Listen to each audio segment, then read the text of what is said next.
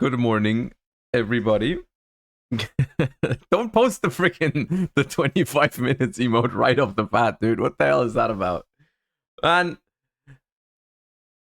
I guess it means you guys just get a bonus stream like that, huh? Nah, I was so mad yesterday. I'm sorry. It was freaking annoying, dude. It took multiple hours for my internet to be back. It was really, really frustrating. Anyways, well, here we are. If it's gonna crash today, I'm gonna be so mad. But it's gonna be fine. All right, chat. So, welcome to the Wednesday stream, the not planned Wednesday stream. Hate Stas, Slice and Sizzle, Cyrus, and Element Neos. Thank you guys for the early subscriptions. Appreciate you guys so much. Thank you for the support. Yeah, I wasn't planning on streaming today, and I'm a little bit stressed out because I was gonna spend today. I'm leaving tomorrow morning for Dortmund. And I was gonna spend today to like pack my bags, sort some cards, build my deck, and like so on and so forth. Do some last minute testing. But then my stream crashed yesterday, and I felt like I really wanted to finish the deck doctor because people have been submitting decks for YCS Dortmund, wanting my feedback, and then my internet died. So I feel like we're just gonna have to do that. So yeah, we're gonna do that today. We're gonna finish the deck doctor that we started yesterday. That is about it though. Like, we're gonna have a regular stream, but I don't think it's gonna be full length because I also have some other stuff planned later. I have some places to be. Because I didn't think I was gonna be streaming today. So it's gonna be the final stream. This final stream before Dortmund this time for sure. It's gonna be a little bit shorter than usual. We're just gonna see how long it takes. I still want to take proper time to evaluate your guys' decks, and then and we're just gonna see how long that takes, right? Okay. Because I assume most of the people, or a lot of the people that have submitted decks, are not here yet. We're just gonna have a regular old warm up, and then we just hop into the deck doctor right away. Doesn't that sound great? All right, let's do that. Only one stream today, noted. I mean, please let it just be one. All right, let's just do a quick round of card guesser for everyone to assemble in the meantime, and then we begin. All right, let's go.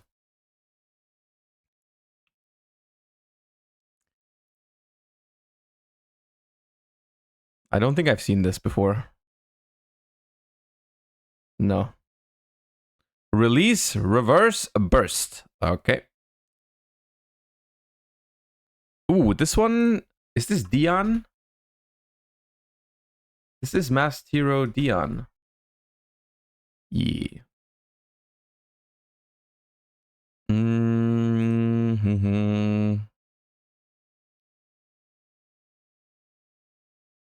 I'm not... Oh, it's a number. Oh, it's that's Dugaris, dude. I've never looked at Dugaris from up close. Holy shit, it's Dugaris. Ooh. Nah, I have to skip. It's a spirit monster. Shinobird Pigeon. This is Labyrinth. Which one is that? I think it's Lady Labyrinth. Yeah. Nice. Andro Sphinx. I think. Wait. Andro Sphinx. Yeah.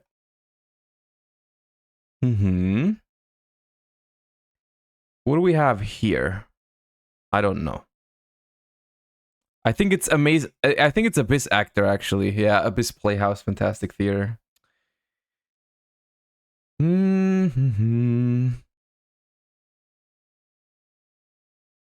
This is a Neos, right? But which one is that? Cosmo Neos? Cosmo Neos. Okay. You look familiar. You're a Guardian. You're one of the Guardians. Ah, which one is that? It's not KS. It's the one with T. Trice. Yeah. Ooh, I know this one. Oh, is this Gem Elephant? Gem Elephant. Yep. Nice. Ooh,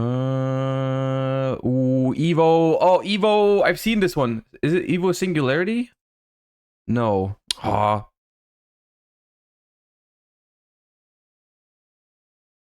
Force? No, I don't know.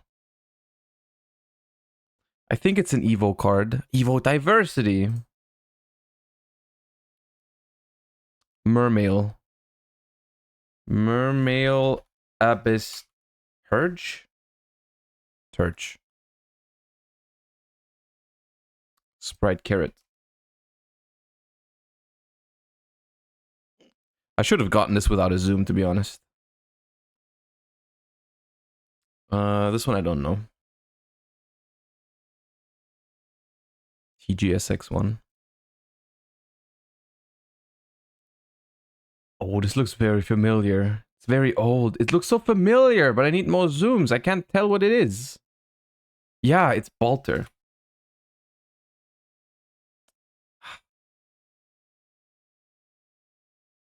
Fiend Mega Cyber. Fiend Mega Cyber. Moray. Piercing Moray. Yeah.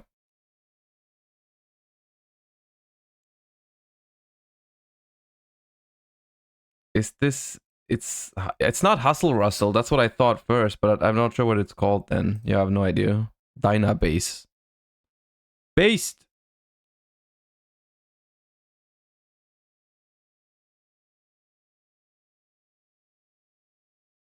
No. Giant Starfall. Never seen that in my life. This one, though, I think is Armor Master. I think it's Armor Master. Yeah.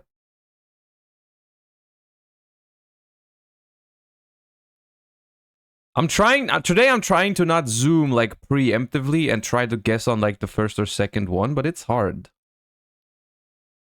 On some of these. It's giving me Six Samurai vibes. But I... Oh, no! It's Rice Hard. Oh, it's Rice Hard.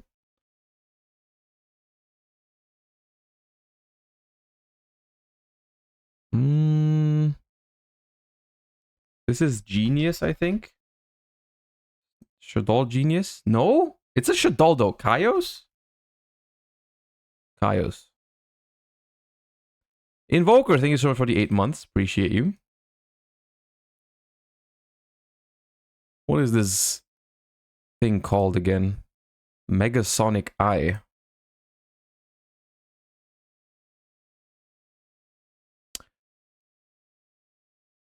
It's something... Gonogo. That's the one, not Bonobo. I was thinking Bonobo, but it's Gonogo.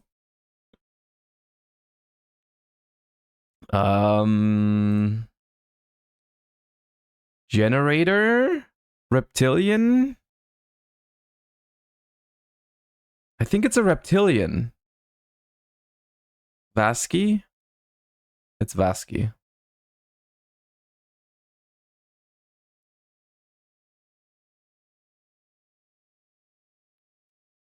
What? What is that? What is that? Curtain. Okay. What the hell is that? Oh, Trapmaster.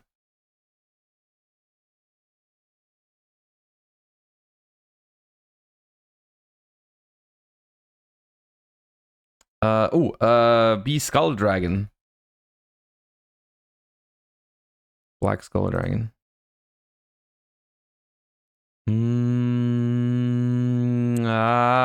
Merc. No. Oh, which one is it? Is it Yord? Bran? Bran. Fire.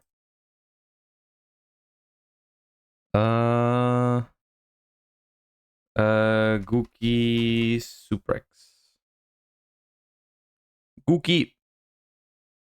I know my Gookies. Probability 0%.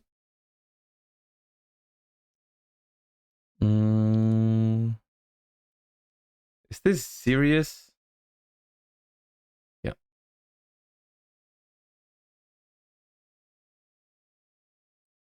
Ooh, Helios Duo? Yeah. Union attack. Union attack.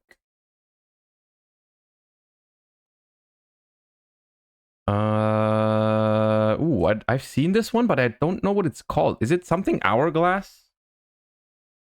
Let's just try Hourglass of Life. No, I'm just gonna skip it. Turning of the World. Is that Demise and Ruin support?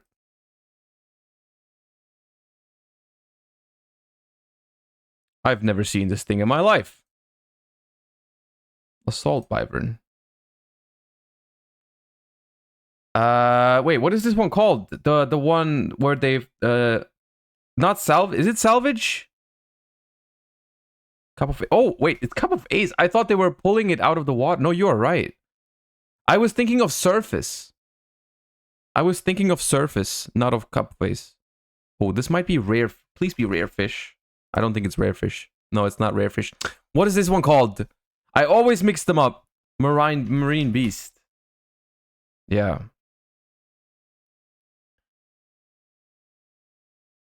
Yo, Nilmi, thank you so much for the 13 months. Appreciate the long time. Thank you so much.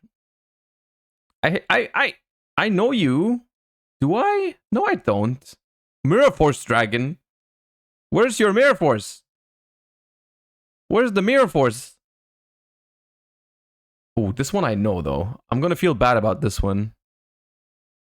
Am I? No, I'm not. What the hell is that? Dark... Oh, we had that recently. Then that's why it's so hard. It reminds me of the other Dark Spirit. Okay, I'm choking right now. I'm choking. This is Red Dragon Archfiend support. Red... No, it's not. It's Red Guard now, right? Yeah. Poker Joshinator, thank you for the full year. Appreciate that so much. Who is this? What is this dude? Malefic Paradox gear. This is Timaeus. Yeah. Timaeus Angle.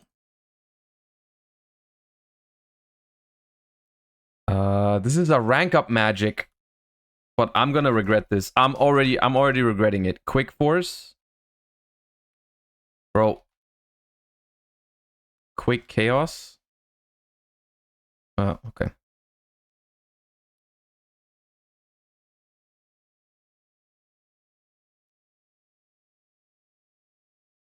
Oh, Vigilance.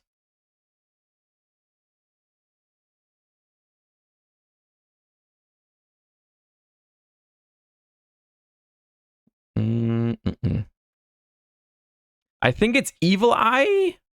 Oh no, it's not. It's Time Thief. Okay.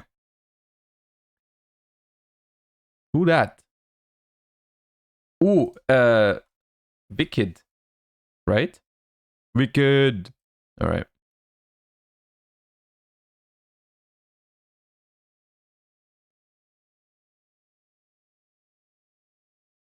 Brave Drive. I believe this is the Glad Beast spell. Comeback. Thunder Dragon Fusion. Ooh, Springans. No, High Spirits, right? That's where they celebrate? Yeah, okay, nice. Barrel Dragon. OG Barrel Dragon, yeah.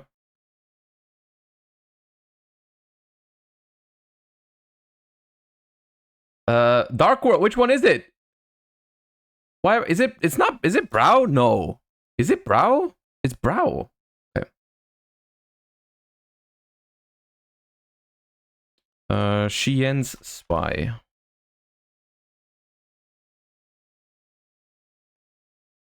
Oh, it's the ugly plant. Is it Copy Plant? Yeah.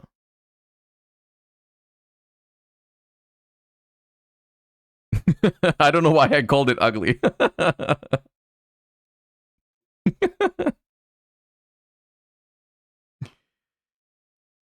What is the sheep called? What's the sheep called?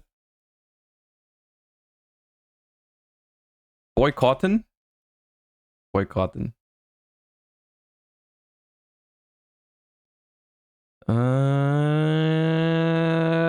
This is a Vision Hero, no? Koga?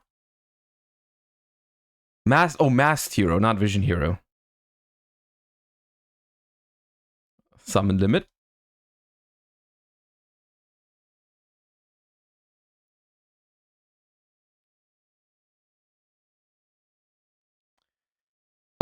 Ghost Reaper and Winter Cherries.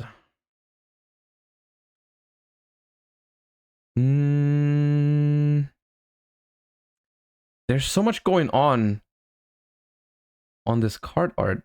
Oh, it's one of the Lament. Alice? No. Okay, then I don't know. I didn't know there was more than 2. I thought it was just the 2. All right, come on, dude. Come on. Come on. What is this? Zephyra something? I'm going to skip it. I know it's Zephyra something. Zephrath. Lightsworn Saber. Lightsworn Saber.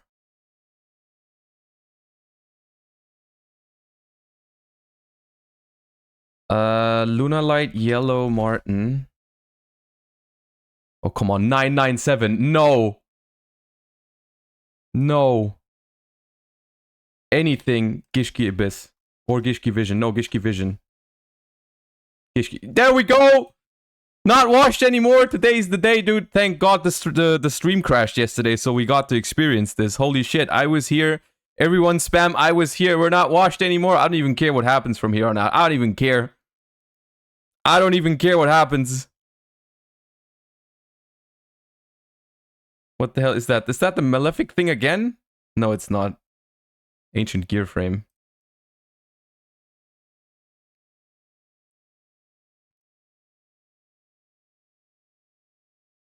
Okay, after that, I literally haven't guessed a single card. It doesn't matter, though. It does not matter, though. We are 1K Andes once again. Fabled. This one. Wrong. Doesn't matter. We're not washed. 1K Andes finally back, dude. Finally. I tried harder today though. I did try harder. I tried to not skip so fast. I tried to guess the cards more on like the first or second zoom. Turns out that that paid off. All right. What's the goal now after 1K? Dude, I think in order to actually get like much more than this, I think you would need actual practice. Like you would have to go and look at like archetypes specifically because of Card Guesser. Like you'd have to go and like learn the freaking Abyss Actor cards and so on and so forth. That's what you would need, I think, to get like 2,000 points or something. Is like you'd actually have to learn like the rogue archetypes. Because that's my issue. It's like I know most of the stuff that's been meta at some point throughout Yu-Gi-Oh's history, because I've been playing the game for so long, so I've seen a lot of cards, I've played with a lot of cards, but the rogue stuff, the not so like the not so relevant stuff, I just have no idea, right? And that's what you would have to actually practice for.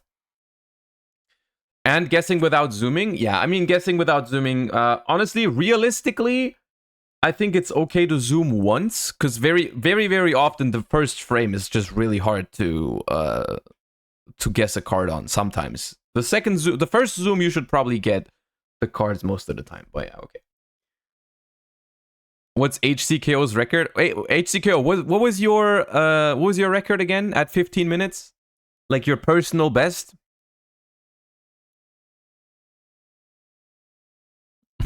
Sneaky Steve, thank you for the 6 months.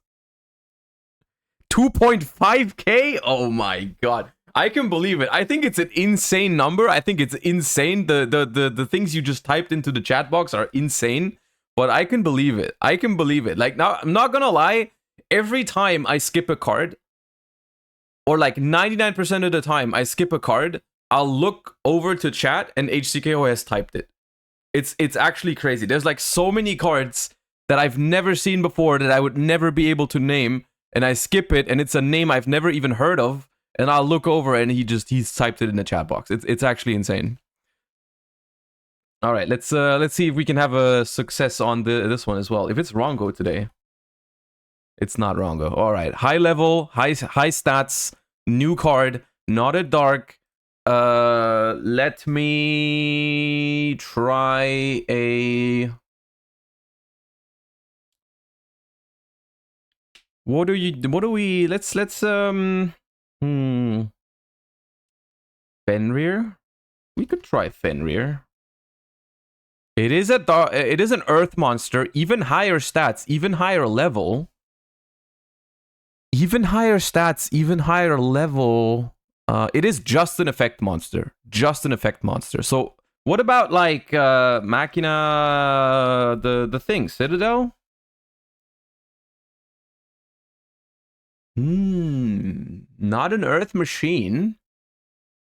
3,000 attack. We're looking at 2021, 2022, or 2023. We're looking at level 8 or 9 earth monster, effect 3,000 attack, and more than 2,500 defense. Oh, right, no, 2021. Right, no, it can't be, right, because we did Fenrir. It's 2021. Dude, 2021 earth monster, level 8 or 9. Wait, alpha?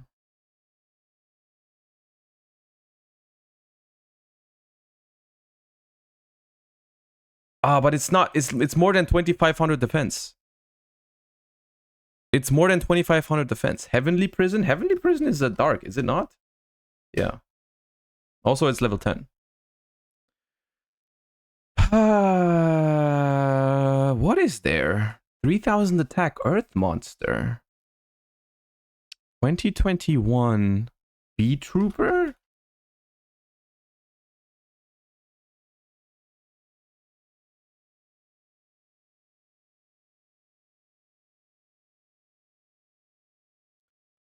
All right, someone in chat got it. Someone in chat got it. Is this even one of the ones you played in B Trooper? If this card is destroyed, you can only use... I don't think you did, right? Did you? I don't remember playing this when we played B Trooper in Master Duel. I'm really not sure if we played this one. But maybe we played one? Sub goal done? Ooh, sub goal done. Sub goal done! Alright, let's celebrate our record-breaking card guesser round with a little remix, shall we? Let's go.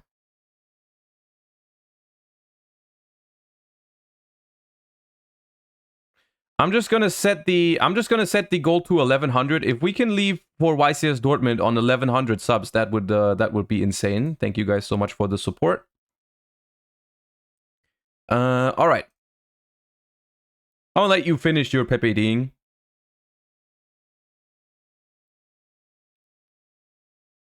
Josh, help me. What do I play, dude? I honestly still don't know what to play either, Vlad.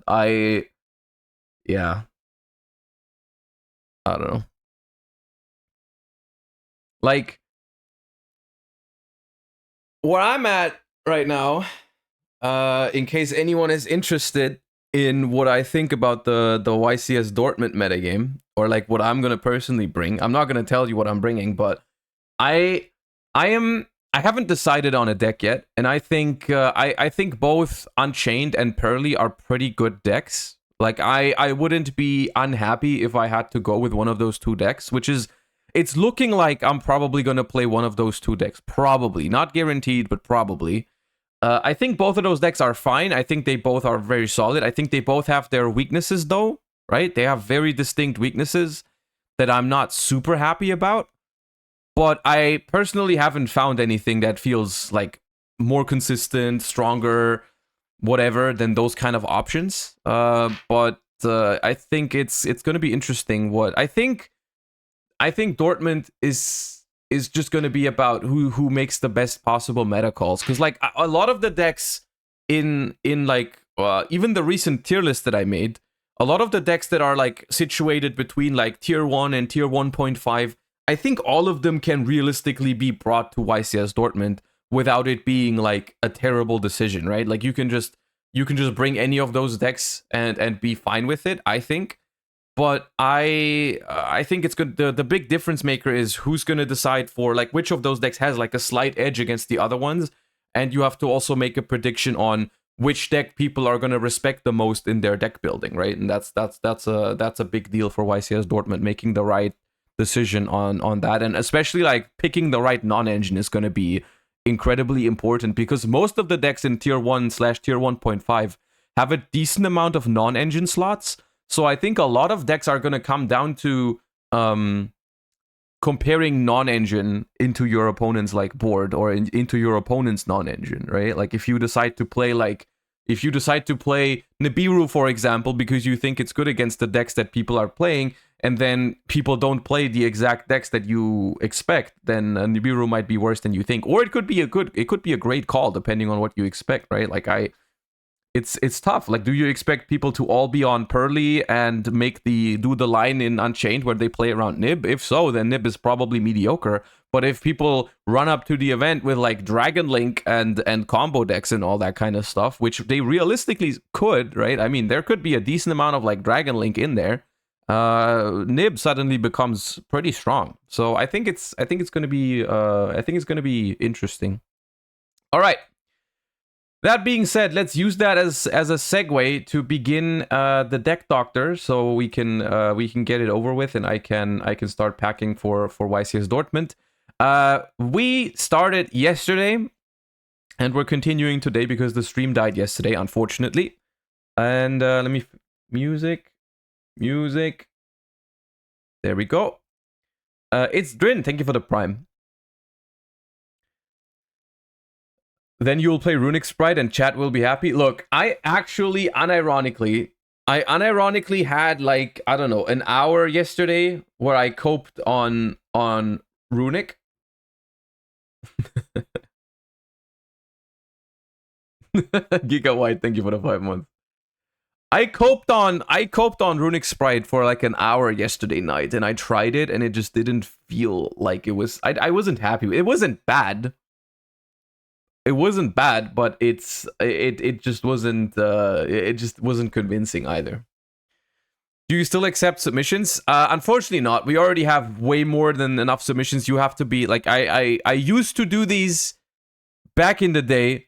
I would just have people submit deck lists while I was live, right? They would just send me decks and I would look at them, but that just became way too chaotic over like once we grew the channel a little bit. So now I have Google Forms in advance, and I look at them in advance. I have them sorted. I didn't sort them myself. Skrelp did it. But yeah, unfortunately, you just have to be earlier for that. But you can just join the Discord, and you will not miss it. I always announce it like on stream and on the Discord as well. So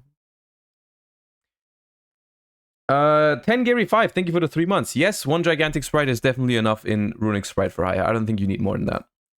All right, we already did, if I remember correctly, we already looked at a bunch of tier limit decks yesterday, and we also looked at Runic decks yesterday. So let's continue with some branded.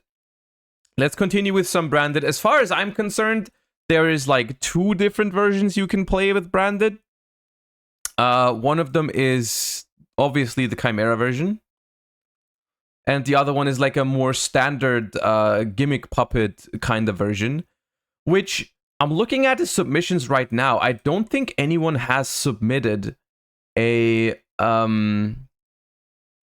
pure branded Despia deck. It seems like everyone is preferring the branded Chimera, which honestly, I think I do too. I like that deck a little bit more, simply because the deck has like the deck Ash is still really good against branded Chimera, but the reason why I think branded Chimera is a little bit better is because it has 2 really important choke points for Ash, right? So you have branded fusion and you have the bear from Med Search, And I think, well, your opponent can only Ash one of the two, even if they have Ash, right? And if you draw a solid hand that has access to both, you can just, one of them is going to go through, and that's nice.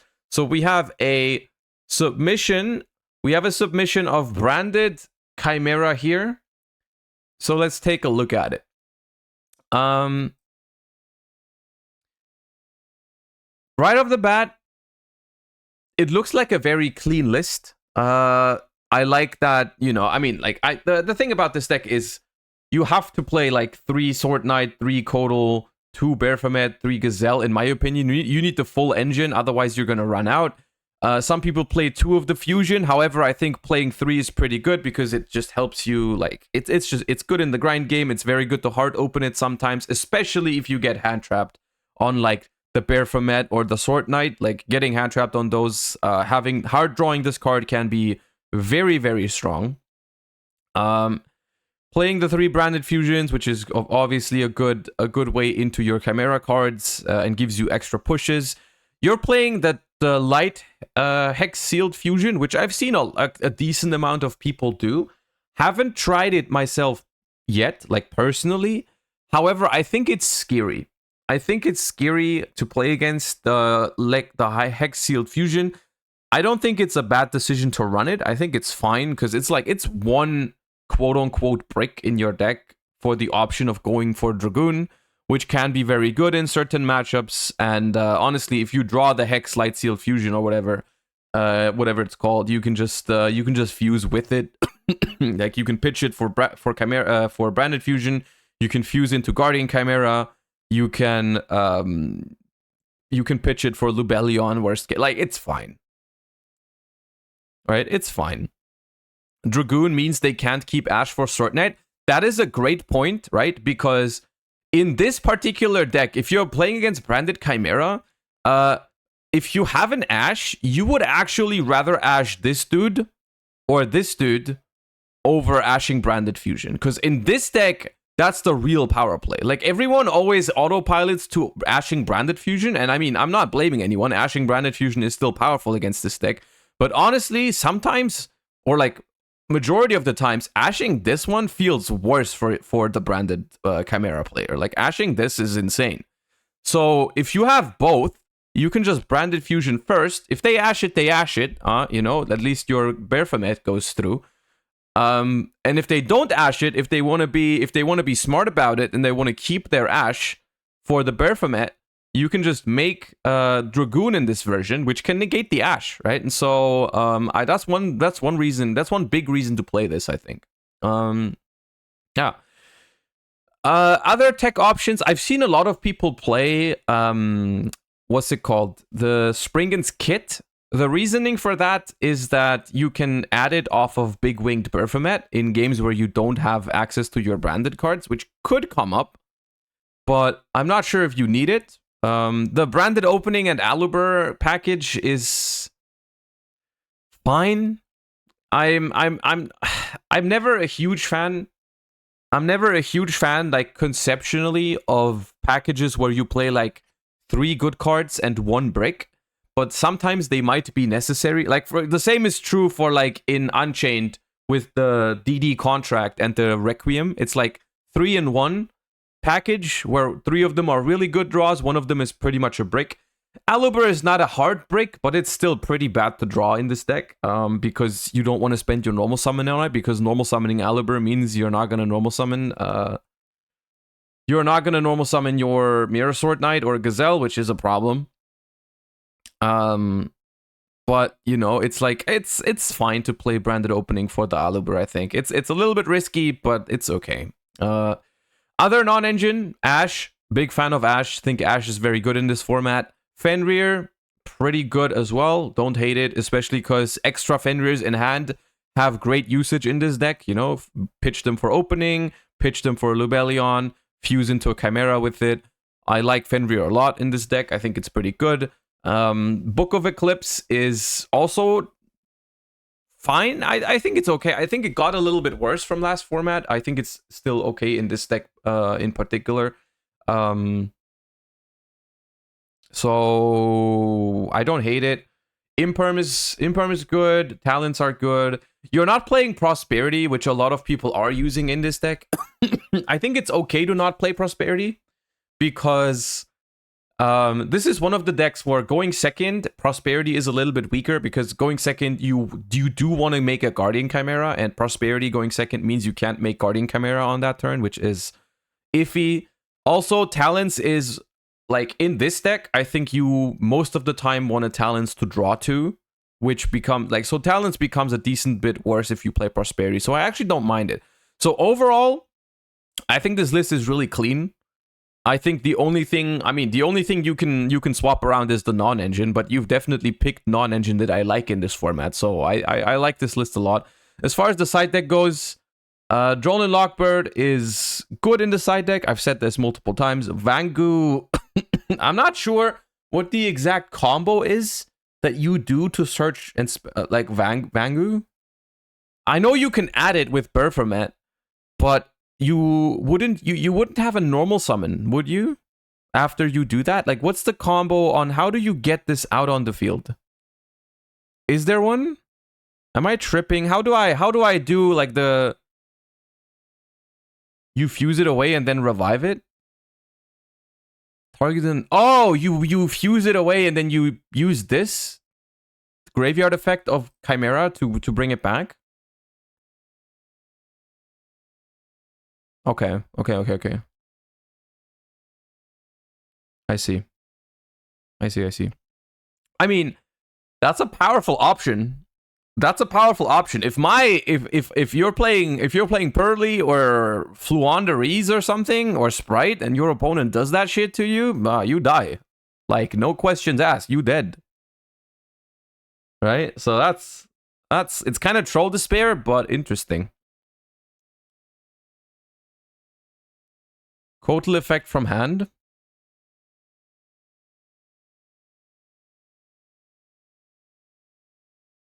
But that doesn't give you an extra normal summon. Like, I understand how you add it. I was just wondering about how you summon it. But all right, so yeah, that's okay. Thrust is a good card this format. Encore is a good card this format. Dark Ruler is good. I'm trying to see if there's any matchup you haven't covered with this side deck. I think you have plenty for Unchained, because you can side in the Thrust as well. You have decent amount of stuff for Pearly, even though you might want more. I mean, you have Eclipse in the main deck already, so it should be okay. Dark Ruler no more for like combo piles. I don't hate. Think it's alright. Herald of the Abyss as oh yeah, I mean, you have Eclipse, Thrust into Herald of the Abyss, and Encore. It might even, honestly, it might almost be too much against Pearly. It might almost be a little bit too much against Pearly. You could even think about, like, you could think about cutting some stuff to have better matchups into other decks. Can you Eclipse a 5+ material Noir? No. Once the Noir is there with 5+ material, you can't Eclipse it. But the thing about Eclipse, the reason why it's so good against Pearly is that you Eclipse them before they have the Noir, if they want to try to go into it with a, what's it called? The trap, purely leap, right? Yeep. You just activate Eclipse in response to the Yeep, and then it flips face down the other XYZ, and then they can't make the Noir on top of it. People are saying you might, like, D-Barrier and Anti-Spell are scary for this deck, and that is true. I think you might want Cosmic somewhere to at least cover Anti-Spell. Barrier you can't really do anything about, but I think out of all the fusion decks, I think the branded Chimera deck is not the, I don't want to say the best against D-Barrier, but it's probably the least bad, right? Because it can still do the Berformat play, search the Chimera Fusion, and then set the Chimera Fusion, and then maybe survive another turn, right? Not guaranteed by any means, but if you like hand trap your opponent, and your opponent goes, okay, well, I can't really make a huge board, but I can go D-Barrier pass, and then you get D-Barriered, you might still be able to, like, set Chimera Fusion, pass, and then survive through the next turn by like Chimera Fusioning into something could work out, so that's okay. I still think like Cosmic should probably be here. I'm not a huge fan of evenly matched in this current format, to be honest with you. Like, I was looking at the most of the top tier decks, and I don't think evenly matched is that great against most of them, personally. If you have a specific matchup in mind where you want evenly, like really like rogue decks, like if you want to be like, okay, it's really good against rescues, you know, maybe.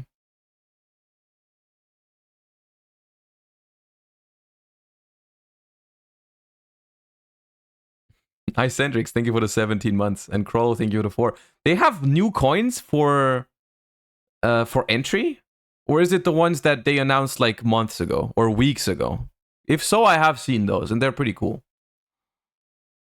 But no, overall, I really like the construction of this deck. I think the main deck is pretty close to what a branded Chimera deck should look like. The side deck, for the most part, is also pretty good. The extra deck, I don't really see any issues. I'm not sure if Mud Dragon is necessary. Right? I'm not sure if Mud Dragon is necessary. Everything else seems fine. I've seen a lot of people play a second copy of Albion instead, which I think is fine. Another thing you could do is I've been liking what's it called, Alba Lenaris, simply because I think Dragon Link is still a relatively popular deck and is one of your harder matchups. So having the Alba Lenatis to just blow them out when you have an Albaz is nice. And at the same time, you want something in your extra deck to send for Mirror Jade anyways, right? And Alba Lenatis is fine because it just adds branded fusion, right? And that's good enough, I think. So I like Alba Lenatis in this extra deck. All right, that's Chimera. Pretty solid list to start with. We have something a little more experimental, which is why I'm gonna include it in this because it looks pretty fun. It's the branded Synchro deck. Like I said, nobody submitted a branded Despia deck, like pure branded Despia. This is the branded Synchro deck, which I think is a pretty dope deck, honestly. Yeah, this might be a hidden Nesh submission. I don't know. I've liked this deck a lot. In like when I watched it a decent amount. I haven't played it myself yet, unfortunately. So I'm not gonna go into too much detail of like the engine specifics, because I think you probably know what you're doing if you're playing this deck, right? I think most of this also just seems like it makes sense, right? I like the triple Serenir. I like the triple Quem, triple Cartesia. I'm not sure if this particular deck needs triple Albaz right off the bat. I'm feeling like this deck is probably one of the decks that can get away with 2. That's what I would think. So maybe we can cut it down to 42 that way.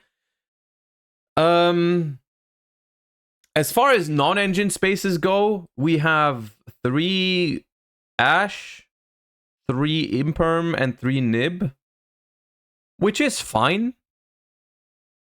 Right? I think that's completely fine. I think you definitely, if you play Nib, you definitely want to pair it with more hand traps, because Nib alone is kind of like iffy if it's your only hand trap. But I think it's like, I mean, if you're playing against a deck where Bestials can be considered like good hand traps, right? You have 7 Bestials, 3 Ash, 3 Imperm, 3 Nib. You're just playing a deck with 16 hand traps, right? Which is pretty fire if you're playing against like tier, like this decks like this one will just stomp Tearlaments. Other branded lists honestly probably really struggle against decks like this one. It's kind of like Dragon Link. It's like Dragon Link, but instead of going for the Dragon 1 to 2 card combos, you're doing branded Synchro plays, right? Which is fine. I think this deck is cool. I think it's pretty fire. I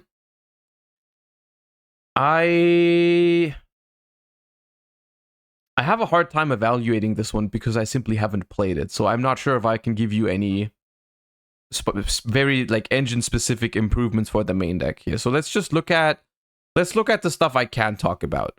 Hand traps I like. I like Ash. I like Imperm. Nib is kind of iffy for this format, but I think it could pay off, right? I think Nib is going to be like sometimes really amazing, sometimes it's going to feel really bad, but that's just Nib in a nutshell for you. I feel like playing Nib in this format it literally just comes down to personal preference, right? Some people are going to like the experience of Nib. They're just going to accept that sometimes it feels bad, sometimes it feels really good, and some people are looking for more like consistent hand traps, right? Cards that always feel solid. They're never like insane, but they're always solid. Like cards like Crow, cards like I don't know, maybe you want more effect negation like Veiler or some shit like that. So there's multiple options. Bench TCGs, thank you for the 12 months. Appreciate the full year of support. All right, side deck Droll. You can really tell that that this is Josh subscribers, because I've been telling you guys to side deck Droll, and almost every deck has been siding Droll so far. I like it. I think if we all combine forces for YCS Dortmund, we can all make the Fluanderies enjoyers and the combo deck enjoyers suffer, right? We can all collectively just side deck Droll and make it a not very fun experience for them. I think Droll is good inside. Extra Bestials might be a bit overkill. You already have 7. I'm not sure if it's worth siding more. Droplet is good. Cosmic is very good. Encore is very good. Duster is good. The one thing I think this deck has an issue with, it might be a little bit light on the cards against Unchained.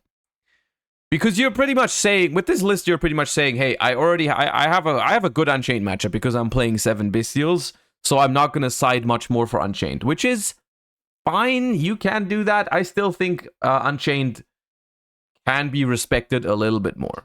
It could be respected a little bit more by playing something like, I don't know if you want to go as specific as playing something like Marionette might, or like if you go more like generic, like something like Talents could be an option. But overall, I like it. How is Encore versus Unchained?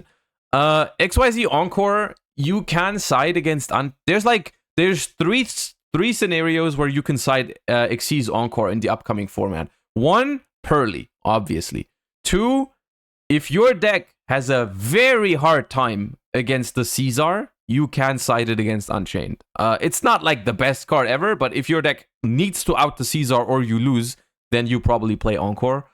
Or you side Encore. And then it can be used specifically in decks that lose to Dweller as like a side deck option for like Rescue Ace, because Rescue Ace can pretty much always make Dweller. Or like other decks that can make Dweller, right? So like if you play Unchained, you're not gonna put Encore into your side deck because of Dweller, but you could, if you already side deck Encore for Pearly and then you play against Rescue Ace, you can put in Encore because they might Dweller you, right? Just like fine. It's risky because then you side deck Encore and they go for like Ibli. you look at your Encore, you're like cool. Well, it's kind of iffy, right? But theoretically, it can be used for that. All right. Speaking of the devil, we got Pearly. Next. And we have a couple of different Pearly submissions. We're probably just going to look at 1 or 2 different lists because Pearly, for the most part, is like the same kind of deck, right? You have something like this, where you have in Pearly, generally you're looking at a mandatory engine of 21 to 23 cards, because you're always going to play 3 Lily, 3 Pearly, 1 Delicious, 3 My Friend, 3 Happy, 3 Pretty, 3 Sleepy. So that's 19 cards guaranteed. 1 Trap is the minimum, but at the same time also I would argue it's probably the maximum. I don't think you want to play more than 1. So that's 20 card baseline, and then you play 1, 2, or 3 field spells. So it's 21 to 23 Pearly cards, and then you have between 17 and 19 flex spots, where most of the time people are going to do 3 Prosperities, and then the rest is just whichever non-engine you prefer. So let's keep it simple. and let's just evaluate the non-engine you chose, because we don't really have to talk about the Pearly core. The Pearly core is, you know, we don't have to spend minutes to discuss about, like, do you play 1, 2, or 3 streets. I think 2 is good. I think 3 is also good. It's preference. For the non-engine here, we've decided to go with 10 hand traps, 2 talents, and 2 droplets. Droplet is interesting to me. Droplet is fine in Pearly. I don't hate it. I do not hate Droplet. Simply because Pearly does have a problem with the Caesar sometimes. Right? Sometimes you have a problem with the Caesar, and you can also really struggle with the Griffin. So I don't actually hate the inclusion of Droplet. Talents is a little bit iffy in Pearly, I think, in the Prosperity version, because I think Talents in Pearly is so good if you can draw. I don't think Pearly has the cards to use Droplet a lot. Well, it's just like you can always send the one memory that you activate, right? So it's kind of like a one-on-one kind of negation, which is like not great. Focal P Games, thank you for the Prime. Yeah, I sign cards if people ask me nicely. I'll do it. Yeah. I don't think Droplet is like insane, but it is kind of flexible, right? You just activate a quick play spell, you do that. You can also do like one thing that I think could be very interesting with Droplet is where you could like you can use it in the damage step, right? And so you can make a line where your opponent thinks you're crashing with Happy into something bigger, right? And they just let it go through, and then you Droplet in damage step. I haven't tested it in practice, but you could do that, right? You can Droplet to have their shit in damage step. You can Droplet to dodge stuff like Imperm. It's not. I don't think it's a terrible card. It's not amazing either, but it's all right. But yeah, like I said, talents to steal is awkward in Pearly, I think, because you don't really want to go into Link monsters in this deck if you can avoid it. So talents to steal very often feels weird. Talents to draw is where it's at, but in a Prosperity deck that doesn't always happen, right? So I think talents is only okay in Pearly. Looking at your opponent's hand can be nice if you get hand trap. That's pretty good.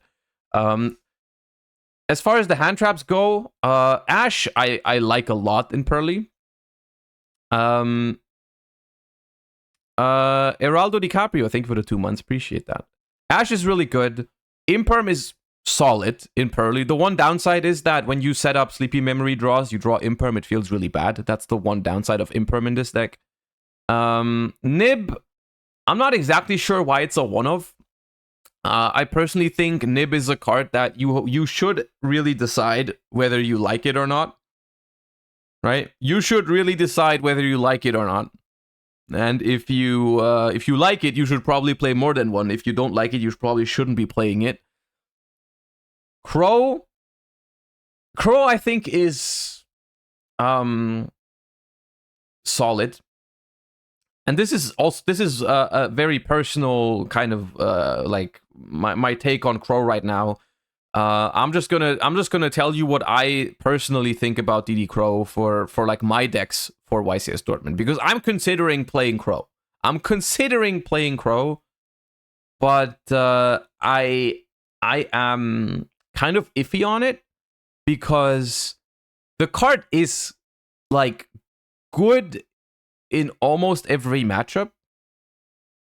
However, it doesn't feel like it auto wins, or like it really does so much in like most of the matchups. Like it works against Pearly, it works against Unchained, but it doesn't really ruin them, right? It's like I've tried a couple, just yesterday I've tried a couple of opening hands with Unchained and Pearly, and most of the time Crow was annoying, but it never really stopped me completely from setting up. Like I was still able to set up decent stuff most of the time through Crow. And I'm not sure if it's worth playing into talents for the effect that DD Crow offers, if you know what I mean. Like I don't know if the benefit outweighs the risk, or like the opportunity cost of having a different non-engine, right? But I think Crow is fine. Is Crow good inside then? I think if you want to play Crow, you could side it, but I honestly think you would rather main deck it, because it feels like there are more impactful cards in the side deck than Crow. The reason to play Crow is because it's so versatile and it does something against everything, right? And those are the type of cards that you would usually rather main deck than side deck, right? Like a card like Crow or Ash are like solid across the board in a specific format. You wouldn't really want to side deck that card. You would take advantage of the fact that it's kind of like diverse and useful in most matchups and just main deck it, right? Of course, it's better in some matchups than others, but you can just take advantage of the fact that it's flexible and main deck it. Once again, Droll in the side deck, very good. Thrust package in the side deck, I like. The only thing I don't like is the fact that you're playing evenly matched. I'm not a fan of evenly in Pearly. I think Pearly going second needs its normal summon. I mean, I guess you can go battle phase evenly and then just play your main phase 2 as if it was your first turn, right? You can just set up your normal stuff without the battle phase. I just think the battle phase is a huge advantage in this deck, and I don't know if I want to ever give that up. But I guess as a one-off option for Thrust, it's not really, like, terrible. Raigeki should probably be Dark Hole, honestly. Even though you are playing an out for Ibli already, I guess. Yeah, you're playing an out for Ibli, so it's okay, I guess. Yeah. Your extra deck, you only have 1 happiness and 1 beauty. I think that's a little sus. I think that's sus. I think you want more than that. I don't know if you still need 2 Zeuses. I'm leaning towards no, but I understand why you're doing it. Ensemble Robin, I personally haven't used much, but I don't hate it. I think try hard.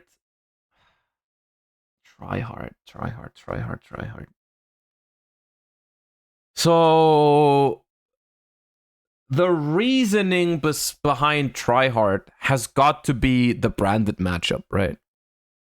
The branded matchup has got to be your argument for that, right? But I'm not sure if it's good enough.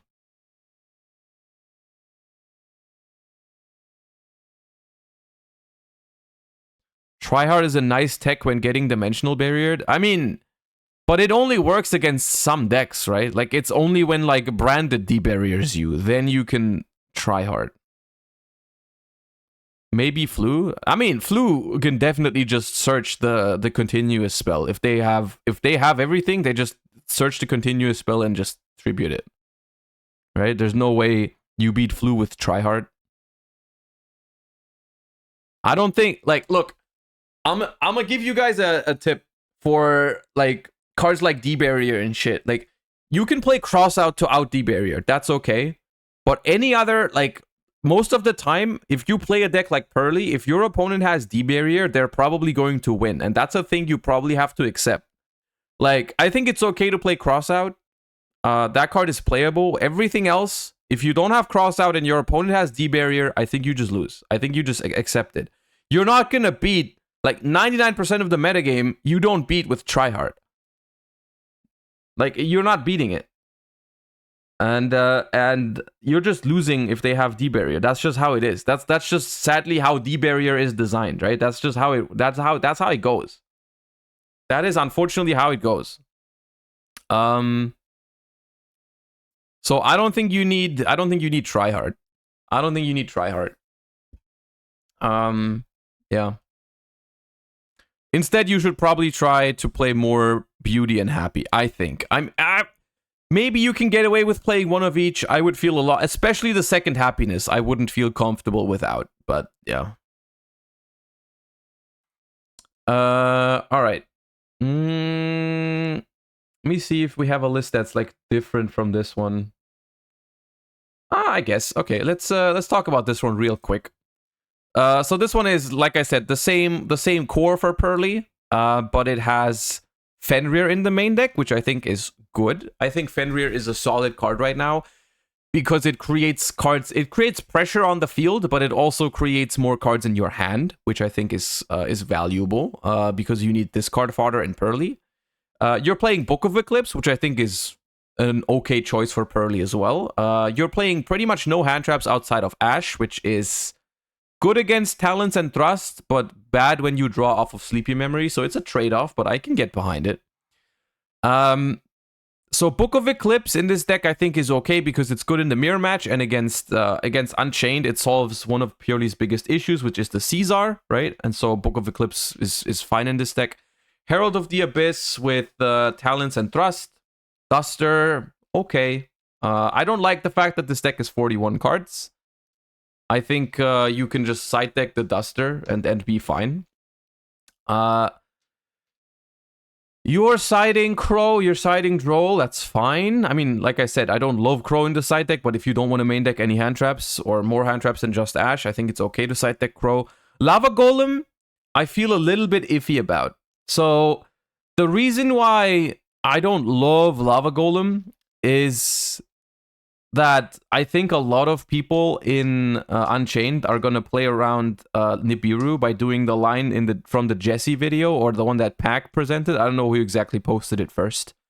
But you know which line I'm talking about, right? The line where instead of ending on Soul of Rage, Caesar, and one set, they end on Caesar, one set, and Sharvara in hand, which only is one monster. You can't Lava Golem that board. So you're siding 3 Nibs and 3 Lava Golem. I'm assuming you might side in Nib against Unchained, depending on how your opponent plays. But all of those cards, 3 Lava Golem and 3 Nib, they all lose to that line, right? And that's risky. That's risky. So I'm not sure if I would do that. I'm not sure if that's the best way to tackle Unchained, is to just throw in Lava Golem, because the standard combo loses to it, but I'm not sure if people are going for the standard combo like consistently enough for that to pay off. The 1D barrier inside, for people in chat asking, there is no cross out, but the 1D barrier I'm assuming is just for thrust, right? When you get hand trapped, you set D barrier. Can work. Yeah. Once again, extra deck, we have 2 Zeuses, which is fine. We have 2 Beauties this time. We have 1 Happiness, because you're not playing the Ensemble Robin. I've played a decent amount of Pearly at this point, and I've never made this dude, the Dark. I see why it's appealing to play it, because it's like, in theory, so easy to make, but I didn't really think that card was that good for me. Right, I didn't really love it for Contact C, but like no one is playing Contact C, right? Like Contact C is not like the premier way to play right now, right? But I guess that's true. I guess it's a Contact C out, yeah. But it's like, that's the thing, right? Are you really gonna predict people to play Contact C right now when like 50% or more of the Pearly decks play the out to it? It seems sus. It seems sus to me to play Contact C right now. It doesn't seem like the smartest decision ever when most decks are prepared for it, right? Most decks just are prepared for it, so I don't know. But yeah, I think now between those two Pearly lists, I think I've given you my opinion on most of the available tech cards for Pearly, so I think we should be good here. Next up, we have Vanadium.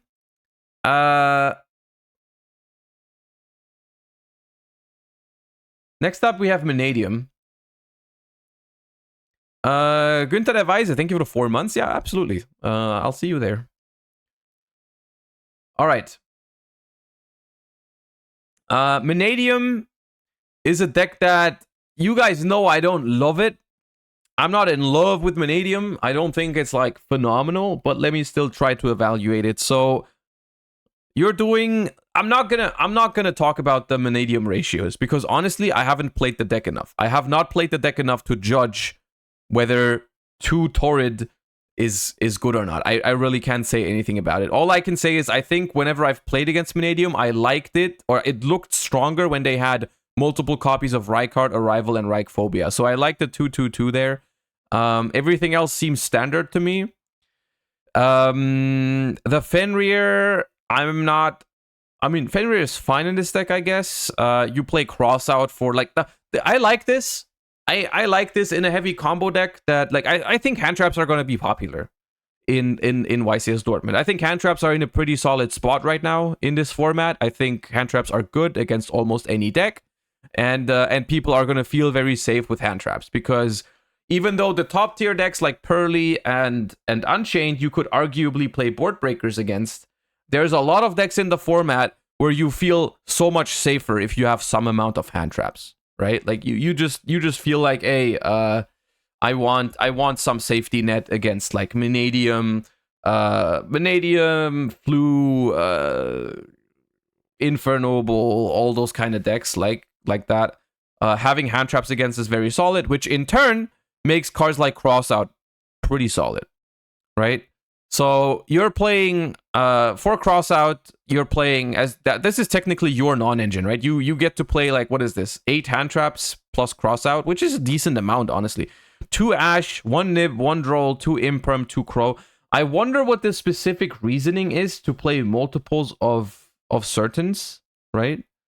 I don't think Crow is gonna be so popular that you need to play 2 copies of it for Crossout. I mean, I would rather play like a third Ash, I think, because I still think Ash overall is better than Crow, right? So you could just play 3 Ashes.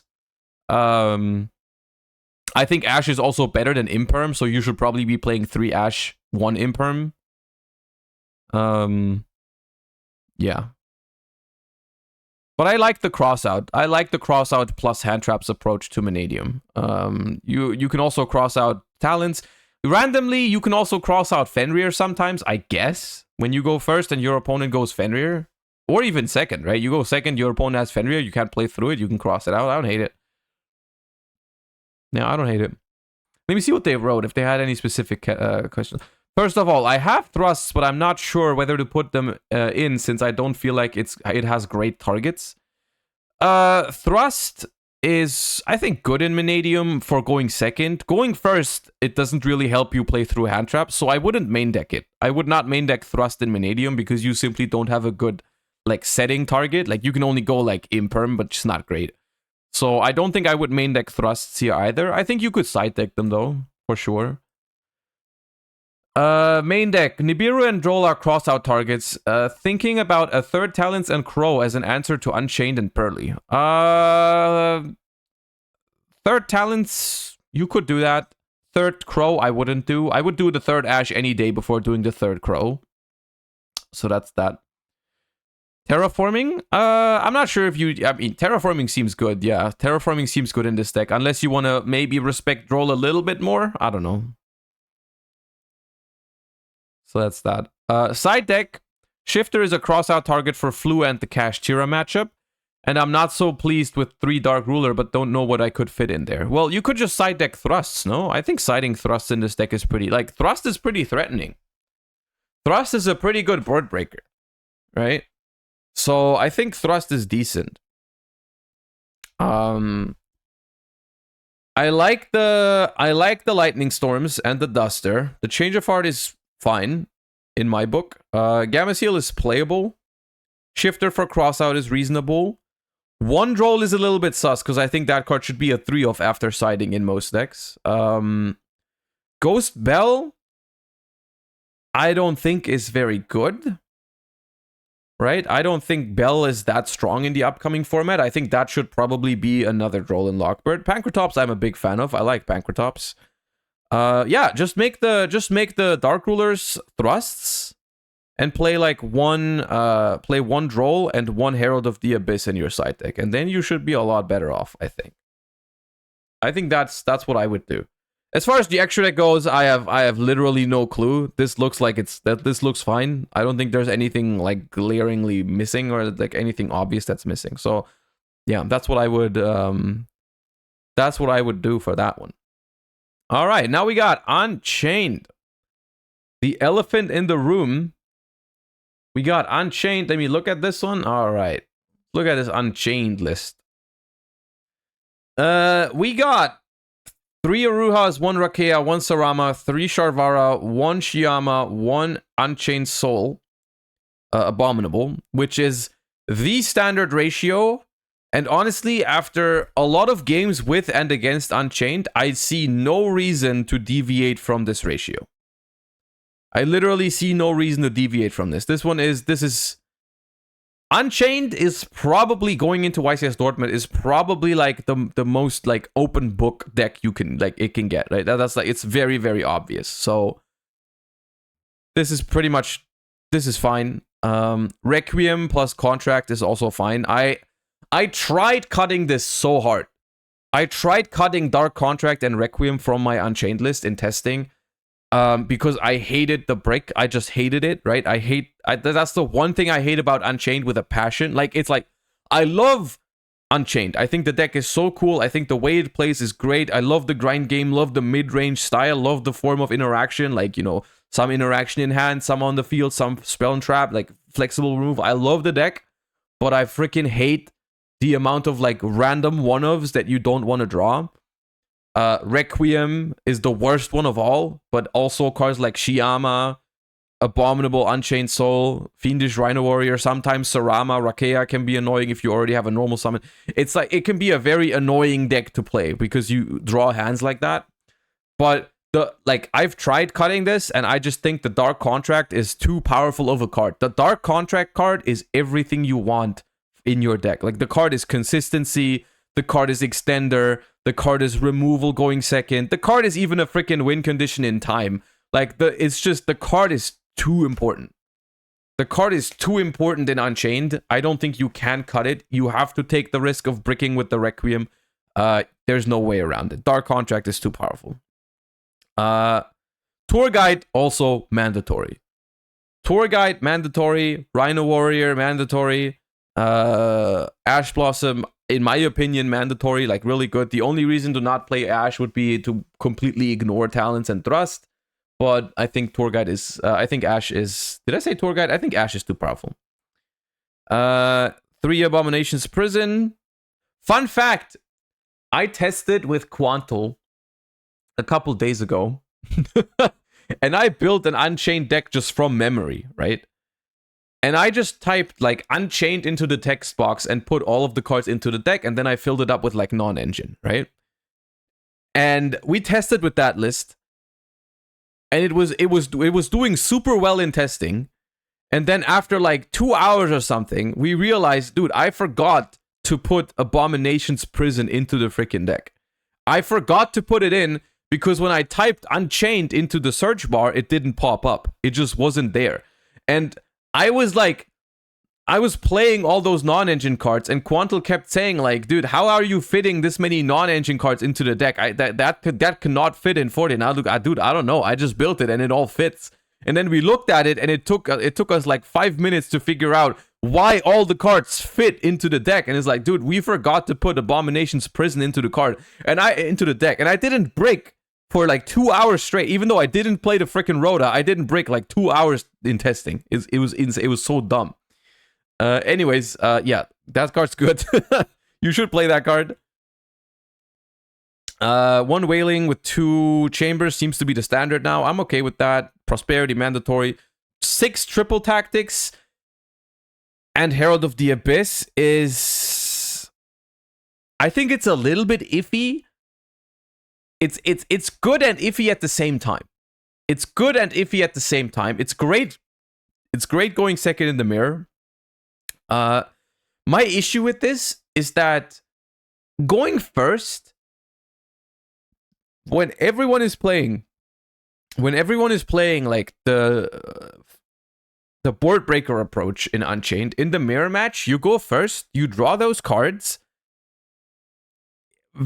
I have had them be dead in my hand very, very often.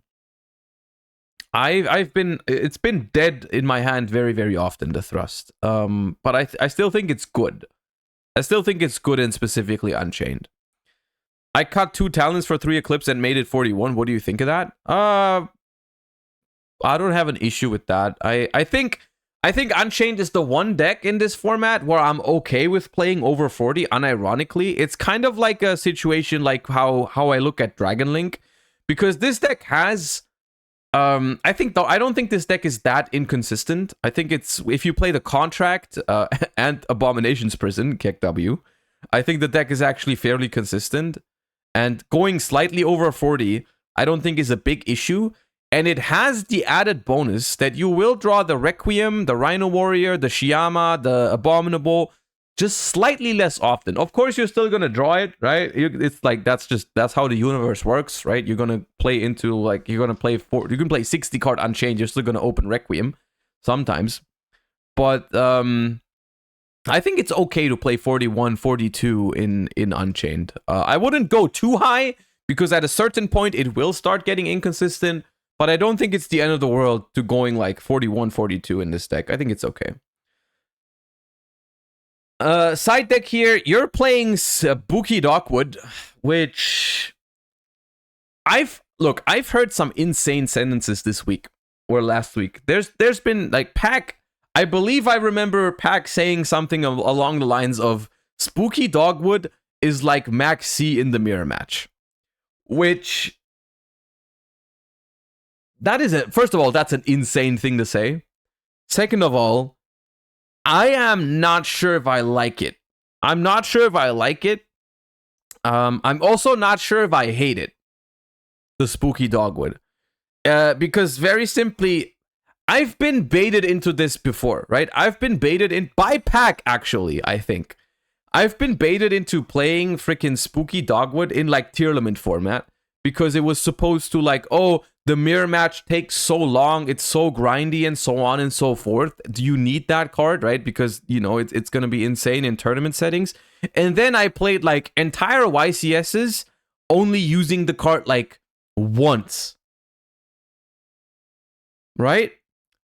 Because like, I don't know, it's just like in practice, in the actual tournament, then it just doesn't go to time that often, right? It just doesn't happen that much. And I've heard that from other people as well. It's like it's been like, oh, I haven't had those issues with like going into time with Unchained in tournaments, and it's I guess it's a very like different experience. Like some people have had issues like that, some people haven't. I personally tend to be the person I tend to not go into time very often. So I'm kind of hesitant on doing something like Siding Dogwood again. Like I did it once or twice and it never really paid off for me, so I'm not sure if I like it. Marionette Might I think is decent. The big downside of Marionette Might is that it's only for the mirror match, right? It's only for the mirror match, and that can be a problem because the format is super diverse, right? The format is super diverse, so playing a card that is literally for one deck, I think can be a problem. Which is iffy, but it is a good card against the mirror match. Nib is fine for most rogue decks. Lightning Storm Duster are fine. The Ruma Karma Cannon as a target for thrust is fine. Barrier as a target for thrust is fine. Evenly for thrust is fine. The one issue I have with this list is it doesn't have anything for Flunder, like literally nothing, right? Literally nothing against Flunder, which is a problem. You need to respect Flunder in your side deck. It has to be done. It has to be done. If you can do something like play Droll and Lockbird, you can, but also in any deck that plays Thrust, I really like the idea of going Metaverse and Zombie World. I think that's pretty dope. Just going Metaverse Zombie World is pretty good against Flunder. Well, dope might be the wrong word to describe a floodgate, but honestly, no, the more I think about it, you're floodgating Flunder. That's fine. That's excusable. That's actually, that's base as hell. Yeah, floodgate the hell out of Flunder. Yeah. Do that. I like thrust into Metaverse Zombie World for Unchained. What about Beatrice plus Banshee? I don't think you can make Beatrice because you're locked into Fiends most of the time, aren't you? Like this one, while it's on the field, you can't special accept Fiends. I don't think you can really make Beatrice consistently. Also, this one locks you into Fiends, right? Yeah. It's too hard to make Beatrice without being fiend locked in this deck, I think. It's very tough. Oh, there he is. What's up, Pack? Thank you for the 18. Technically has to be summoned via its effect to lock you while on field. Well, yeah, okay. So in order to make Beatrice in this deck, you have to not summon Sharvara from your hand. You have to not start your plays with Aruha or Rakea, right? It's basically Tour Guide. Can Tour Guide make it? I'm pretty sure Tour Guide can not make it because the Tour Guide 1-card combo is Aruha, no? And Aruha locks you for the rest of... Yeah, I guess you can maybe take a very different line. Like, Tour Guide, you make Yama, you send... Oh, yeah, you can. You can. No, you can't. Am I dumb? You go... Yama... Fiendish Rhino sends Sharvara. Oh, no, you could go... Can you? Is this any Unchained card? No. You can, but it's weird. It seems like a very weird line. You'd have to go... Do you send Shiyama? No way. With Rhino Warrior? No. I don't know. I think it's way too situational. I think it's way too situational. What do you even need Beatrice for? Well, the idea was... the idea was to send Banshee and then get Zombie World.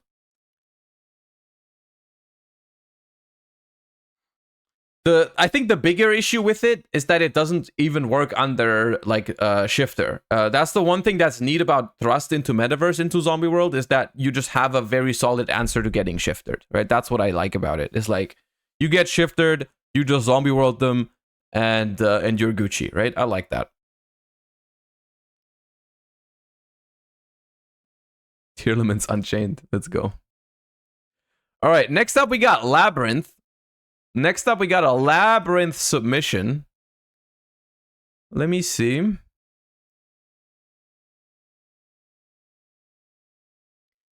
We've got a Labyrinth submission, which seems to be a weird mix of Floodgate Labyrinth and Furniture Labyrinth. You're playing like You're playing full Furniture, but then you're also playing some Floodgates.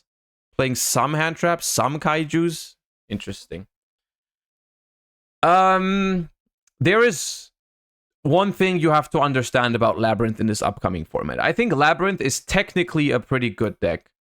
The only issue, and it's a pretty big issue, is that the deck is freaking so bad against Unchained, right? And the one thing the one thing you can do that's actually good in Labyrinth, that's good against Unchained, is main deck Lord of the Heavenly Prison. Like, Lord of the Heavenly Prison, low-key, is very annoying for Unchained to deal with. Because you just leave that thing in your hand, and they can never pop their own set cards either. Like, Lord of the Heavenly Prison protects your opponent's set cards as well, right? And so they can't pop their own shit. Right, which is interesting. I think it's very annoying for Unchained to deal with, and they also can't pop your back row with like their escape, right? So I think Lord of the Heavenly Prison is pretty good in Labyrinth. I think I would probably go with like full Furniture version, triple Lord of the Heavenly Prison if I was gonna play Unchained. Play like a minimal amount of actually good traps, right? I like triple big, double welcome, one barrier, one karma cannon. Karma cannon absolutely necessary to out like Noir sometimes. Terrors of the Overroot is fine, not necessary but fine. IDP is pretty good against Unchained. That card's busted. And that's pretty much all the traps you need. I don't even think you need Gozen. I don't even think you really need Skill Drain. I don't think Skill Drain is like that good in Labyrinth right now because it doesn't really... Like, it's only good going first. Going second, it's way too late for skill drain to do anything. And I don't think you need more for going first. I think the deck is fine going first. The same is probably true for Goes in Match. Gamma Seal, I don't love. I would just play hand traps, honestly. I would just play hand traps. This might be one of the decks where you can actually still play Gamma, even though it's one Gamma, one Driver, because you have all the furniture to discard it. But yeah, I would do take out the Gamma Seal, take out the Floodgates, play Lord of the Heavenly Prison, and play one more hand trap. That way you have 12 hand traps for going second. I think that's your best bet at making Labyrinth work. That's your best bet at making Labyrinth work. Is like replace Gamma Seal with like another hand trap. In that point, probably Valor or Crow, and then play 3 Lord of the Heavenly Prison. Maybe even more Ku Klux, yeah. Maybe even more Ku Klux. What about Ishizu? Ishizu Shufflers. Ishizu Shufflers as discard for furniture. I don't hate it. I don't hate it. Like, what you could do is instead of playing more hand traps, you could play more Ku Klux and Ishizu Shufflers. That would not be terrible. I don't hate that. Because Shufflers can prevent Caesar from Unchained sometimes, which is good. They can, I mean, they're basically DD Crow if you have a furniture, but they're like free because they give you a free discard from furniture. So like they're like better than DD Crow if you have a furniture. They're way worse than DD Crow if you don't have a furniture, of course. So it's up to you if you want to take that risk. Right? Should I just main the Crow then? I mean, like I said, Crow or Shuffler in the main deck, I think is fine. Is good. I think more Ku Klux wouldn't be bad. I think Lord of the Heavenly Prison should also be in the main deck in some capacity. That's what I would change. And I don't think the last 6 cards here are necessary.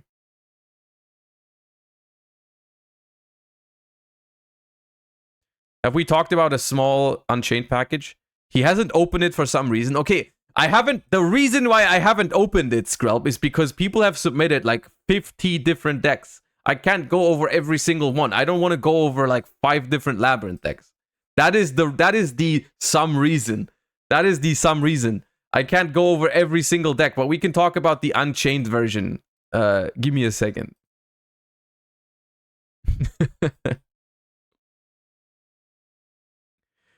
All right, this one has a lot of the stuff that we've talked about. It has the Shufflers, which I like. It has the Sharvara and Escape, which I think is a good option, right? I think it's a good option. It doesn't really take much investment in terms of deck space. I think you can play that. I think you can play that. The thing is, I haven't tried it, but it sounds pretty sweet in theory. I think it sounds pretty sweet in theory. And it doesn't take that much space, but you'd have to try it and see if you like it, I think.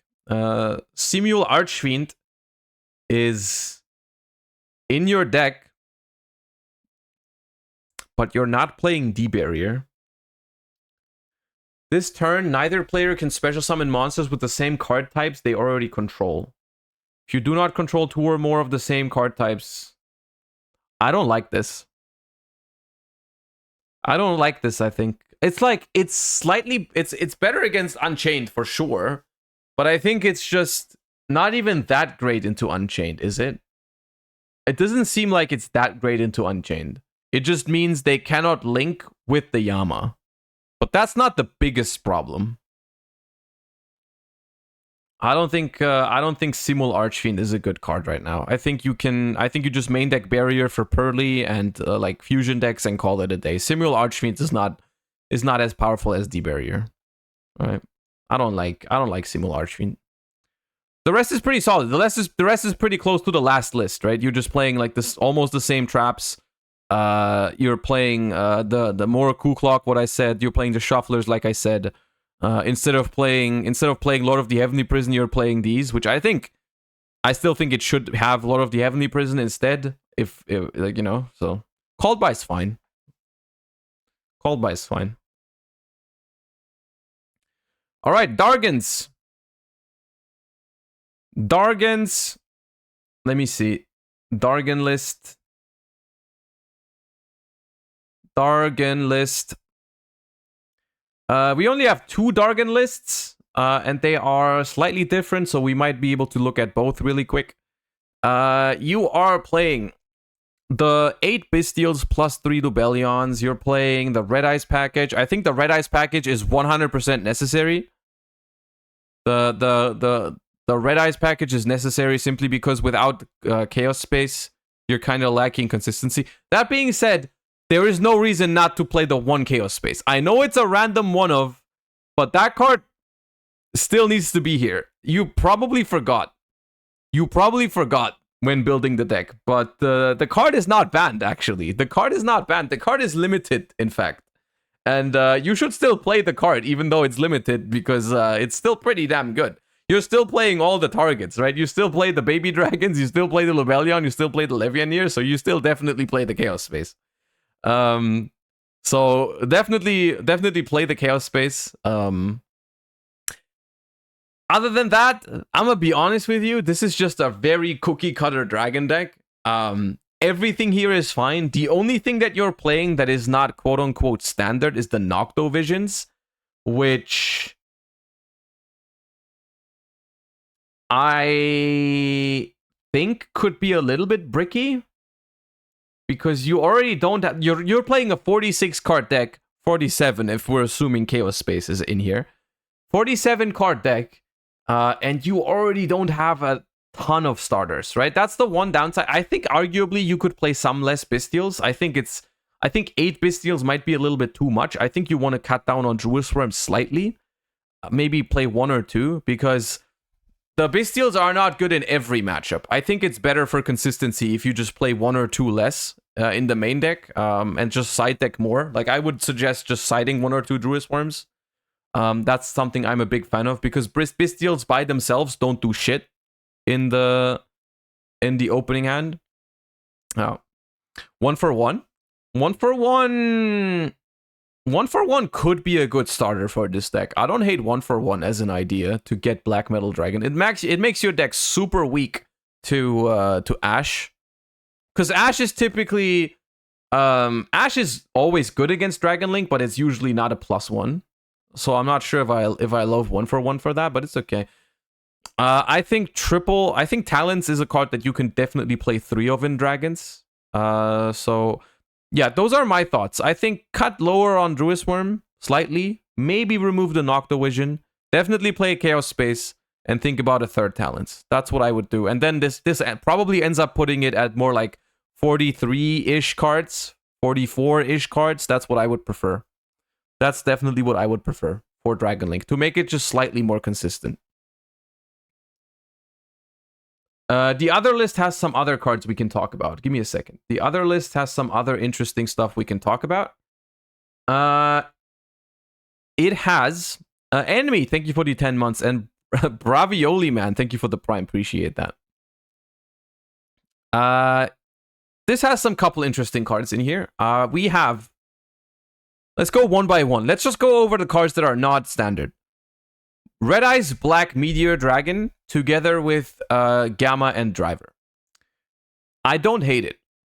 I personally haven't played it. It seems a little bit bricky, but I actually kind of like the idea. I'm not gonna lie. I think it's kind of cute. I think that package is kind of cute, because you get a really good hand trap out of it. You get an extender out of it. Like, even if you draw the Red Eyes Black Meteor Dragon, it's like not the end of the world. It's like, you draw it, it's a dragon extender, right? How bad can that be? Not very bad. It even enables your like Bestials right off the bat, right? The only freaking thing that I hate about this card is that it makes itself, it's a level 6, but it turns itself into a level 7. Why does it do that? Why does it not allow me to make like a tomb with a Bestial? Why does it not freaking just leave your level alone, dude? Just leave your level alone. God damn, annoying. Very annoying. Summon it off Romulus. Yeah, I mean, there's maybe some lines for that, but yeah. So Red Eyes Black Meteor Dragon with the Psy frames, I kind of like it. Other things you're doing is you're playing the 1-for-1, which in this case, you know, is phenomenal because Black Metal Dragon, if you play 2 targets for it, literally is a god card. Like, it's an actual god card. Like, that card's insane because you can add multiple times per turn. Like, you go normal summon, link it off, fetch red eyes, revive Black Metal, link off, search the other one. Like, that card's a god card. Like that. So you play 1-for-1 for it. I like it. Other monsters are standard. You're not playing Levianeer, which is probably incorrect. You're playing Rocket Synchron, which I have not been a huge fan of, honestly. Yeah, I don't love Rocket Synchron. I'm not a big fan of it. I didn't even play it. I did not even play it in Master Duel, where we had like Chaos Ruler lines to make Hot Red. I still didn't think it was good enough. Right? And you're not even playing Hot Red. I don't like Rocket Synchron.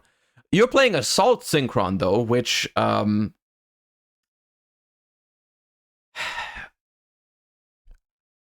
there's like... every single fiber of my body wants you to tell that this is good. Like, my body just wants me to tell you that this is, like, good and based and everything, because it's super cool. I love Assault Synchron. I actually think it is kind of fine in this deck. I really don't hate it. But I haven't tried it enough. I can't help but think regular Dragon Link is just a little bit more consistent and still powerful enough. But look, try it. All power to you. I like tuning in a Bestial deck because it has like a more than 50% chance to immediately turn on all your Bestials. So that's pretty cool. And then you have a couple of good mills, right? The chance that you mill something crazy aren't like large, but it's like sometimes you hit a Seyfert, an Absa Router, or a Chaos Space, and it's just lit. So yeah, I kind of like it. You can also sometimes mill Lubellion, which is nice. If I draw Assault Synchron, tuning grabs a Rocket Synchron. That's why I add... Oh, right. It's also a Synchron. I forgot. That's the reasoning. Of course. Yeah. That's fine, I guess. Yeah, that's fine. If you find yourself wanting to be able to tuning for a Rocket card, that's okay. Yeah, I don't hate that, actually. I don't hate that. Imagine tuning mill Absa Router. Grab Rocket Synchron, normal summon, bring back Absa Router. That shit's crazy. Yeah, I like that. Non-engine. Book of Moon and Droplet. Personally, I don't like Droplet in Dragon Link. I don't think Dragon Link is a deck that can easily afford to just send away some cards. It doesn't have a whole lot of spell cards it can send, which is, I think, not very good. I don't like Droplet because if I have to Droplet my opponent's like Wave King Caesar and Soul of Rage or whatever they have, I have to send 2 cards from my hand to the graveyard, which not everything here has a good graveyard effect. And then I'm left with like 3 cards going second. I'm probably not winning that game in the long run, honestly. I don't think Droplet is good enough in Dragon Link. Book of Moon is fine, but I think it's worse than Book of Eclipse. You could play both. But I think something like Book of Eclipse, and then here, maybe Talents, maybe Ashes, right? This is the thing, because you're playing Tuning, Assault Synchron, Rocket Synchron, Red Eyes Black Metal, Driver Gamma, you have less room for non-engine in this deck, which can be an issue. It can be an issue. You only have 6 non-engine. Alongside some... I mean, against some decks, the Bestials are non-engine, which is fine, right? But against the decks where Bestials aren't great, you're gonna struggle. So what are the decks where Bestials aren't great? Pearly. You literally have no out to Pearly making a Noir, except for Book of Moon, which is not even that good. I think Book of Eclipse is better against Pearly. And yeah, I don't know. I think you should probably play Book of Eclipse. Maybe you just play Book of Eclipse and Book of Moon, because if you play against Pearly, 6 books are really good, and if you don't play against Pearly, Bestials can probably carry. So that I kind of like that. As far as Baldrake goes, you could main deck 1 instead of Druisworm just to have a good target for Magnamood. I liked Baldrake in the main deck because it can be a good interruption on the opponent's turn in the grind game. So I would try to fit 1 Baldrake in the main. Alright, we have Sprite, my love. The only type of Sprite deck that people submitted, there were multiples, but the only deck that people submitted was going second Sprite. Literally not a single person submitted a going first Sprite list. Which is interesting. I mean, I think Sprite is in a very weird spot in this format, honestly. Sprite, especially going first, Sprite has like big issues with like cards like Thrust and Talents. It's surprisingly not that hard to break a Sprite board in this format. So I kind of like the idea of going second with Sprite. I will say there was one particular thing I liked about going second Sprite in the last couple weeks when I saw a deck, and that was the Sky Striker cards. I thought that deck was actually pretty interesting. Like the freaking the Sky Striker cards seemed pretty fire to me. You just like throw a couple board breakers at your opponent, and then you activate Engage. You make Dark, because most of the meta decks actually have Darks in the graveyard, right? Pearly probably has a Dark in the graveyard, and Unchained probably has a Dark in the graveyard too. So you can just go Engage into Hornet Drones, draw a card, Hornet Drones, Kagari, add back Hornet Drones, make Dark, steal their Dark Monster, make Sprint. It's pretty good, I think. I think it's pretty good to play the Sky Striker cards in this. That being said, like the 3 blue, of course, like the 3 jet, like the 2 red and 2 carrot, I think, help playing into boards. I think that's fine. Pixies, good. Beaver, good. Angler, good. Fenrir, yes. Yeah, I think I like it. Definitely need Gamma Burst. Raigeki, Dark Hole seem kind of cringe. Raigeki and Dark Hole seem kind of cringe in this format. Like, I mean, they beat the Wave King Caesar, which is fine. They help pretty much. They do nothing against Pearly, which is a problem. Super Poly, I think, is just straight up not main deckable. Right? Like, Super Poly, like Raigeki at least has some uses. Raigeki at least does something. Super Poly, I think, is just straight up not usable right now. In decks that can like, unless you're playing a deck that can fuse with your own monsters sometimes, like Tier Elements. But even there, I don't like it. I don't think Super Poly is a main deck card. You can side deck it, maybe. I think Ultimate Slayer would be a main deck card that you could main deck. I think Ultimate Slayer could be based in this. Like, that's something you could do. Like, you know, just play a bunch of, like... I think the board breakers you're playing are kind of outdated. I think Raigeki and Dark Hole were good a little bit ago when, like, a Rysard was a thing. I think right now they're not.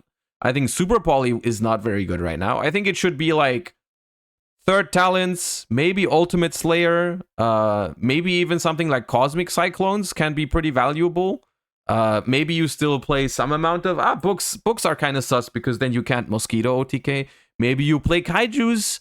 Maybe you play the Sky Striker cards, like I said. I think the Sky Striker cards are pretty nice. Like, you play Engage, even if you can't go to 3 spells in the graveyard, Engage is still like a super easy out to something like Wave King Caesar. You just Widow Anchor that shit, right? I really like playing 2 Engage, 1 Widow Anchor, 1 Hornet Drones. That seems base to me.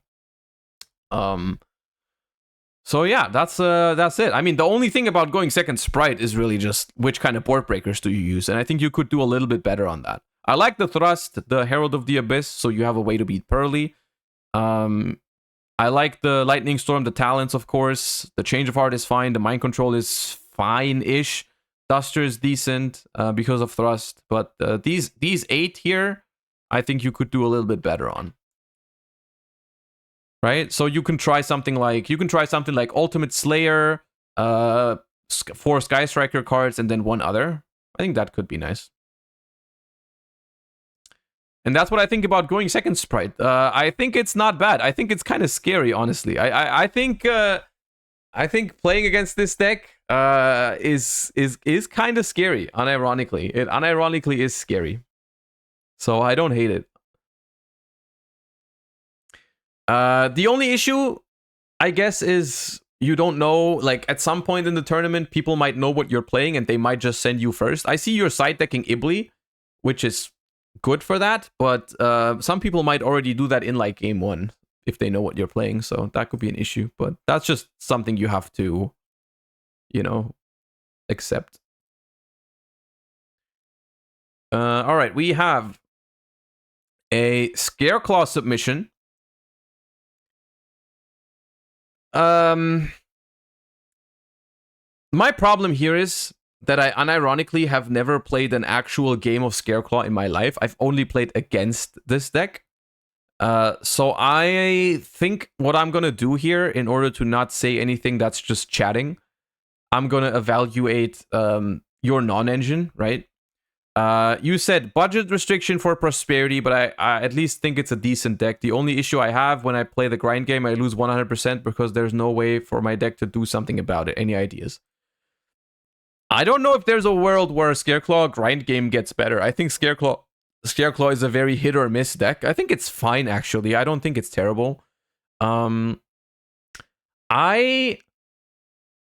have... So you're not playing Prosperity for budget reasons, which is fine. You're also... That's probably, I assume, you're also not playing Thrust for the same reasoning, which is fine. One thing you could play, though, which I don't really see a reason not to, is you could play the adventure cards, right? Aren't the adventure cards really good in this deck? I felt like they were always pretty good when I played against it. Right? It felt like the adventure package was pretty nice, and with like the Megatins around the corner, or like the Megatins already happened.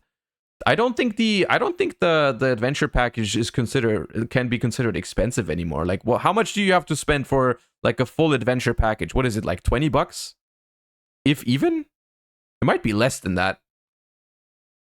I'm pretty sure like a water enchantress is like €1 or something. So like $20 for the entire package might even be too high. But I think you could play those. I think they're pretty good in this deck. I think Ghost Ogre and Droll. I've talked about both of those cards in my hand trap tier list video. So in case anyone in chat, like, we keep talking about non-engine, but I kind of want to make it a little bit faster because we've talked about both of those in detail during the hand trap tier list. So you can just go !YouTube and watch the hand trap tier list. But I think Ghost Ogre is surprisingly not bad in this format, but I don't think I would main deck it. The same is true for Droll and Lockbird. I think both of those cards are better off in the side deck. And that would make room for the adventure package, right? I think I would do that. I think I would go take out the Ogre, take out the Droll, play the adventure package. I don't know what else you would cut then. Maybe you go lower on, like, maybe you go down to 2 Fenrirs, maybe you go down to 2 Talents to keep it closer to 40, because the adventure package is a little bit more than 6 cards. It's like 9. Maybe you can take out 1 Scareclaw Kashtira or something. Yeah. Astrolaud and Crosssheep is insane in the deck. I wonder, yeah, you should probably play Astrolaud. But that is something, once again, because I haven't played Scareclaw much, I can't tell you that. If you aren't playing Adventure, you can go for Rescue Cat. Well, I think you definitely should play something, right? You should play something, because you don't really need... you don't really use your normal summon effect, right? And taking advantage of a card like Rite of Ramesir is like great, because it lets you play through hand traps, it lets you play into boards. Dracoback is also a very good form of removal against Unchained, because it bounces, so it's really nice. All right, we have a couple. Okay, now we are getting to the rogue deck section. First things first, we have a Resonator deck. Resonator Bestial. I have, surprisingly, actually, I have looked into the Resonator cards a little bit. Just a little bit. And the deck does have some impressive 1 card combos, actually. However, I have both tested the deck and I've also tested against the deck. And I have made the experience that there's way too many hand traps that straight up murder this deck. They don't just, the hand traps aren't even just good against this deck, they murder it. They murder it. But if you don't get hand trapped, it's good. So basically, it's like the end board isn't that crazy. The end board isn't super crazy, but considering you can do it with like 1 or 2 cards, I think it's actually like kind of okay for that matter, right? But the thing is, it's just like Nibiru, at least in my testing, has slaughtered this deck completely every time I had it. Jolin Lockbird is pretty damn strong against it. Even DD Crow or Bestials on this little dude, when you like go for the Red Rising Dragon to revive this and it gets crowed, is so busted. I think it's very, very hard to play through. Even Ash is busted against this deck in the right spots, right? I think this deck is just way too hard and too hard to pilot through hand traps with, which is why I didn't really bother testing it much more. As far as your list goes, I think it has, like, I think it's pretty solid. I don't think you need 2 Creation Resonators. I think that card's a one of. I think the level 1 Resonator that adds back from the graveyard is pretty good. I think it's called, what is it, Synchron Resonator? The one that adds 1 back from the grave when it goes to the graveyard. I think it's Synchron Resonator. I think that one's pretty good. You should probably play that. Other than that, Prosperity, if it's not for budget reasons, should probably be a 3 of. Talents, I'm a big fan of, because like I said, you struggle against hand traps, so when you get ashed, you can at least like try to draw extenders. I don't think this deck needs Branded Beast. Maybe you want Branded. I haven't tried this deck with the Bestials in it, so I'm not sure if you need both Regained and Beast. It seems kind of bricky to play both, and you don't want to go too far over 40, but it's okay. Yeah. Other than that, non-engine Ash Imperm is fine. Talents is good. You have very low amount of non-engine, especially if you're playing against a deck where Bestials aren't that great. So, yeah. Well, yeah, that's just my 2 cents on Resonators, but keep in mind, I haven't played the deck that much. Vanquish Souls. Vanquish Souls. All right.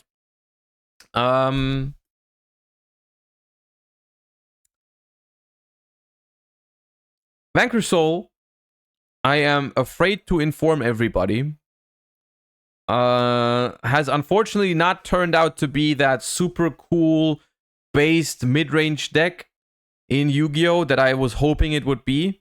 You know, I had so much hope for Vanquish Soul. I was coping so hard on Vanquish Soul. I wanted it to be a good deck so bad.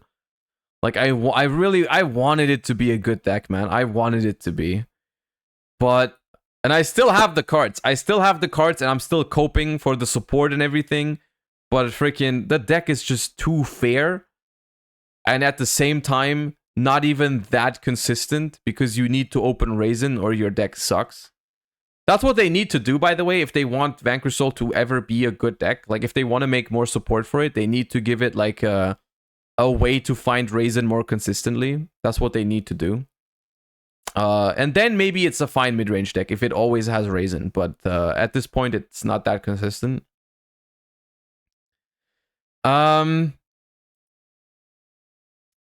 Still, let's evaluate the cards you put into this deck. One of Pluton, I think, is unfortunately necessary until we get the new Fire Guy. When we get the new Fire Guy, literally Vanquish Soul Pluton will never see play ever again. The card is dead when they release the next Fire Monster. But until then, you probably need it. Pantera, one of is fine. Valius is also... I personally like 3 Valius, but 2 is fine. Ash is 100% necessary. Dogoran is okay. I'm not a big fan of Dogoran, but it's okay. Fenrir is good in this deck. Shifter is kind of Troll Despair, but I get it. You know, I mean, it has synergy because it's a dark. Even if you draw it later, you can reveal it for some effects. It's okay.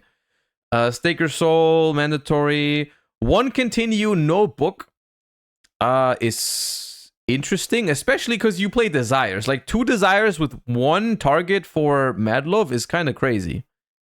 I think you probably play more. Rhoda, Durandal, fine. I mean, it's a fine deck list. I really have nothing. The one thing I will say, this deck, I kind of like playing Bestials in, and I kind of like playing Crow in it, because it has, like, this deck has inherent synergy with, like, Dark non-engine, right? I like it. I like Bestials and Crow. They're not good in every matchup, but even in the matchups where they're not super strong, you can still reveal them for your card effects. So I kind of like that. Where's Riceheart? Riceheart, I don't think is mandatory. You can play it, but I don't think it's mandatory. It's fine though. Yeah, Tikaboo is like the only reason to play this deck. Tikaboo is actually pretty strong in this format, right? Tikaboo is pretty good against Pearly, and Tikaboo is also pretty good against Unchained. So that's like the one thing you kind of want to play this deck for is Tikaboo, which is kind of cringe. To like, Vanquish Soul is such a base deck, and then the only reason to play it is Tikaboo, which is really cringe, but it is what it is. Yeah. But no, your list is fine. I would try to fit Crow and Bestials in it over like Kaijus. Maybe cut Shifter for those. I don't know. Maybe Shifter is better. But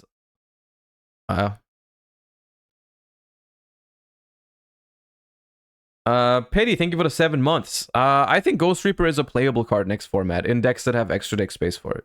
I think it's playable. I haven't tried it though, but I think it's worth a try. All right. This one you guys are gonna have to explain to me. Because they said it. Okay, let me read you. Let me tell you what they said. So it's the headline is Volcanic FTK. Mostly trying the budget for now because this is just for fun. Albeit winning locals would be fun with it.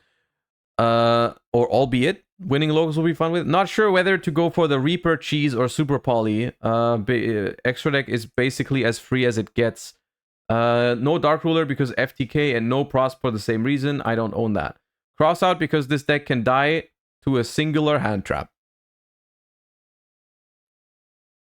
What the hell is the FTK here?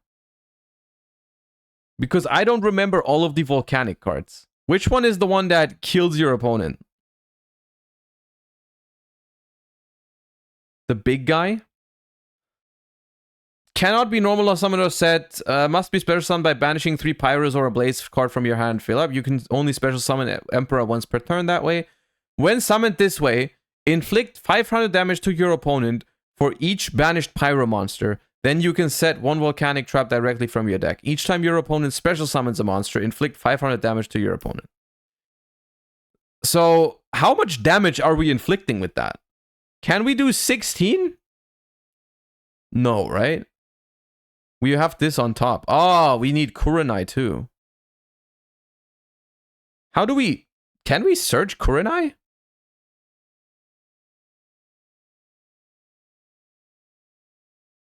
You can! This one searches it.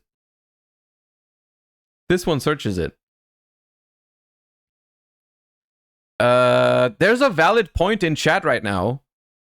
You're playing... You say your extra deck has a lot of space, which looks like it. Your extra deck has a lot of space. And you don't really have any draw cards, right? Why don't you play Extravagance?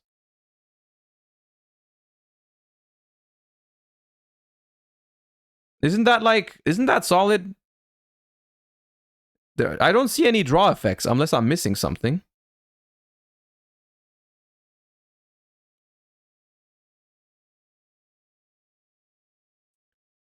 Look, the thing is, I cannot judge. Because if you don't have relinquished Anima, it's Jover. Well, then play 3 Anima. And just play, like, Linkuriboh if it's so important to have a Link 1. Why does it have to be Anima? Does it have to be Anima?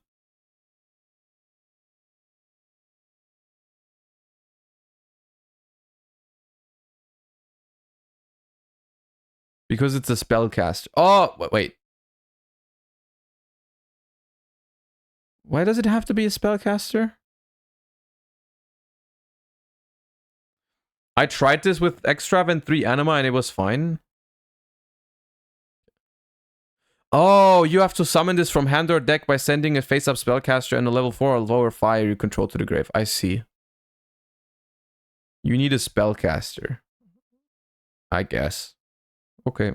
Well, then just play 3 Anima. I think the chances for Extrav to banish a 3 of are incredibly low. Unless you need to use the draw effect off of reload, which I really can't judge because I haven't played the deck, honestly, at all. It looks kind of fun, but I mean, the things you mention in your notes is exactly what I would say about this deck. It looks like a deck that doesn't have enough non-engine to play going second, because let's be real. 3 Ash, 3 Imperm, they're good cards, but they're not going to stop most of the decks completely, right? They're still going to end on something, and it doesn't look like you can play through that. Going first, it seems fun. Right? I don't know how consistent it is, but it seems fun to play. It's an FTK though, so it's only fun for one person. But sure. Alright, Rescue Ace. We only had one singular like submission for Rescue Ace. But Rescue Ace, it should be a quick one, honestly. Because Rescue Ace, everything up until like here is pretty much standard, right? I think Fire Engine is a card that not everyone plays. Right? Fire Engine, you don't have to play. I mean, 3 Airlifter, 3 Hydrant, 3 Impulse, that's super standard. 3 Preventer is fine. Slender Revolution, thank you for the 9 months. Appreciate that. And thank you for telling everyone about their primes. I keep forgetting to tell people that, but thank you. I think 3 Preventer is good. I think 2 Turbulence is good. Even though you could play 1 now that Kashtira isn't really a thing anymore, banishing stuff of your deck face down, right? But I still think 2 is fine. For like hard drawing, it can be okay. Follow up, you might need another one. Well, that's fine. I keep 2. 1 alert, 3 emergency, 1 rescue, 1 field spell, 1 of each trap. This is like super straightforward. Prosperity is necessary, Rhoda is necessary. The field spell I like, 1 for 1's necessary. It's basically, you have 12 non-engine. You decided to go for Fenrir, Ash, Eclipse, Imperm. Honestly, I really like that. I think that's a pretty solid lineup for non-engine, for Rescue Ace, honestly. I'm a big fan of this. I think this list is it's pretty cookie cutter. But there's nothing wrong with that for Rescue Ace, right? I think the non-engine here is fine. All of those cards are good in the format. Side decking Droll, I like it. Side decking Ibli for going first. I hate to admit that I think that's pretty good, even though I will say most people have at least been considering playing an out to Ibli, so you might want to, think twice about siding it in a specific matchup, but the card it's so ignorant, right? It's so ignorant, so I think it's fine. Druid Sperm is good. Another HQ. I'm not entirely sure what the reasoning for that is. Did you say anything about that? Hold up. Oh yeah, you did. Extra field spell in the side, as I have been seeing it in the OCG a lot, and it's great in the grind game versus evenly. But still not sure I'm sold on Reinforced. The Semi-Towers is nice, but only good going first game 2 or 3 into Duster and evenly. Yeah, it's just like a Towers thing. Nah, I don't like those. Like, it's like, I think if you are worried about evenly and Lightning Storm, just go for Ibli. Just go for Ibli. And that should be fine. If they have the 1 of Duster, they have the 1 of Duster. I don't think it's correct to play around that. I think just go Ibli and then ignore everything from that point on. That's what I would do. And then Droplet. Can this deck really use Droplet that well? It doesn't seem like a deck that can make use of Droplet like in a great way. I don't think this is a deck that can really spare a couple of cards from their hand. That's not how I view it, at least. I'm not sure if I like Droplet here. I'm not sure what else you would play. Trying not to play into Thrust and Talents with the non-engine, so only Ash, yeah. Mainly to get to unbrick hands and load up the graveyard was the idea. I guess, like, if you go second, but you need, like, a bunch of Rescue Ace cards in hand and basically need to draw Turbulence. I don't think it's, I mean, try it. Feel free to try it. If it helps unbricking, I'm all for it. If it helps unbricking, I'm all for it, but I'm not super convinced by it. Those two, I think you could cut for something else. Something like Cosmic is looking solid, maybe, for, like, random matchups. You also have actually you don't have that much against Purely.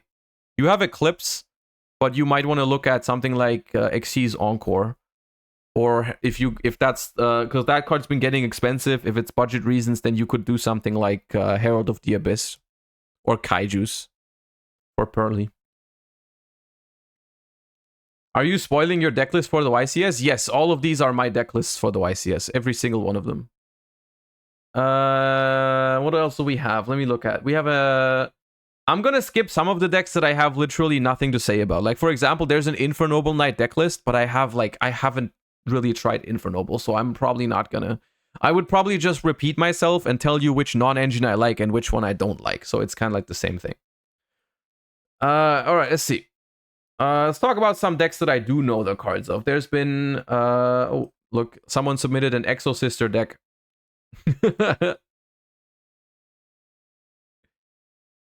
Someone submitted an Exo Sister deck and then they deleted it. That's unfortunate. Ooh, this one is titled First Place YCS Dortmund 2023.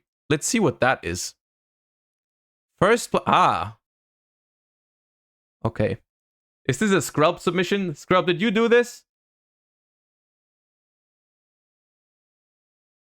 I think this is a Scrub submission. The funniest shit is that they went... Okay, look at this.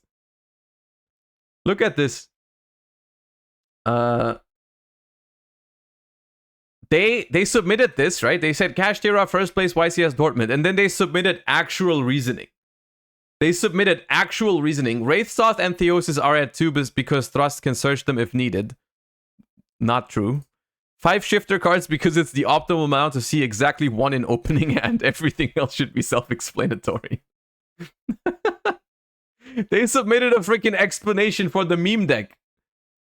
Why did you explain the meme deck, dude?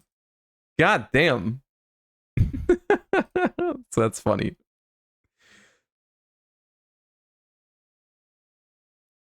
All right. This is how you know you're scraping like the bottom of the barrel for this. I really like the side. I do really like the side too. The side is kind of based. All right, let's go with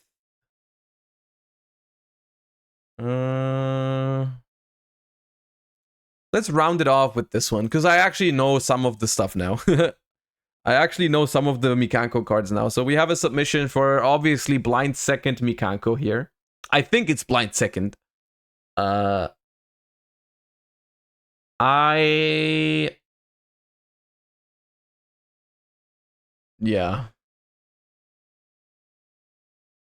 Now that I've opened it, I'm realizing I have I don't have that much to say about it.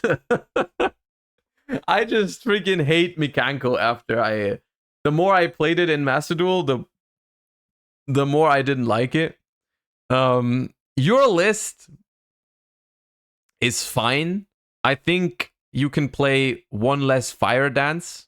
I don't think 2 Fiery Dances is necessary. I don't think Ash should be in this deck. Because Ash is only good in like grindy games, I would say. Like Ash doesn't stop anyone from playing. Like most decks will still put up something through Ash. So you might as well just not play into talents, not play into thrust, and just break their board, right? Let them make their board and try to break it. That's what I would suggest, is take out Ash, take out 1 Fiery Dance. That leaves you with 38 cards. I don't know what the last 2 cards would be. You can play Talents to draw extra cards, but you play Extravagance, so probably not possible. But, or like more Kaijus or whatever, right? Or like, I don't know if there's another consistency card available. Not sure. But I don't like Ash in this deck. I don't like Ashe in this deck very much. But that's literally the only feedback I have on Mikanko. I don't think the deck is super well positioned in a best of 3 format.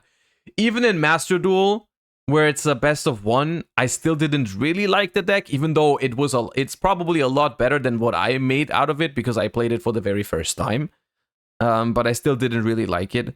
But it's fine. Actually, you can play Duster. Why are you not playing Duster? Why is there Lightning Storm in the main deck but no Duster? I think Duster should be here. Take out the 3 Ashes and play Duster.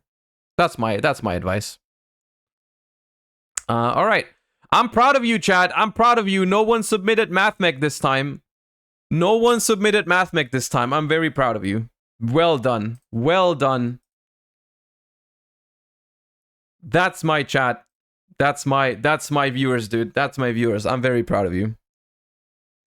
The Exo Sister players sent their deck link again if you want. Okay, sure. Can you DM it to me really quick on Discord? Then we can do it. Oh, it's on the sheet. Okay, you refreshed it. All right, Okay, I guess we can round it off with Exo Sister. All right, so Exo Sister. Interesting. You're saying I need help for my YCS Dortmund deck list. Sky Striker Engine is good into Pearly Unchained, I guess. Also, Magnifica with traps and Eagle Booster setup feels kind of good. I think people know Exo Sister will become a bit better after the list, but they do not really prepare for it. I don't own Thrust, sadly. Evenly main instead of Gozen might be good, but I keep changing them around. Okay.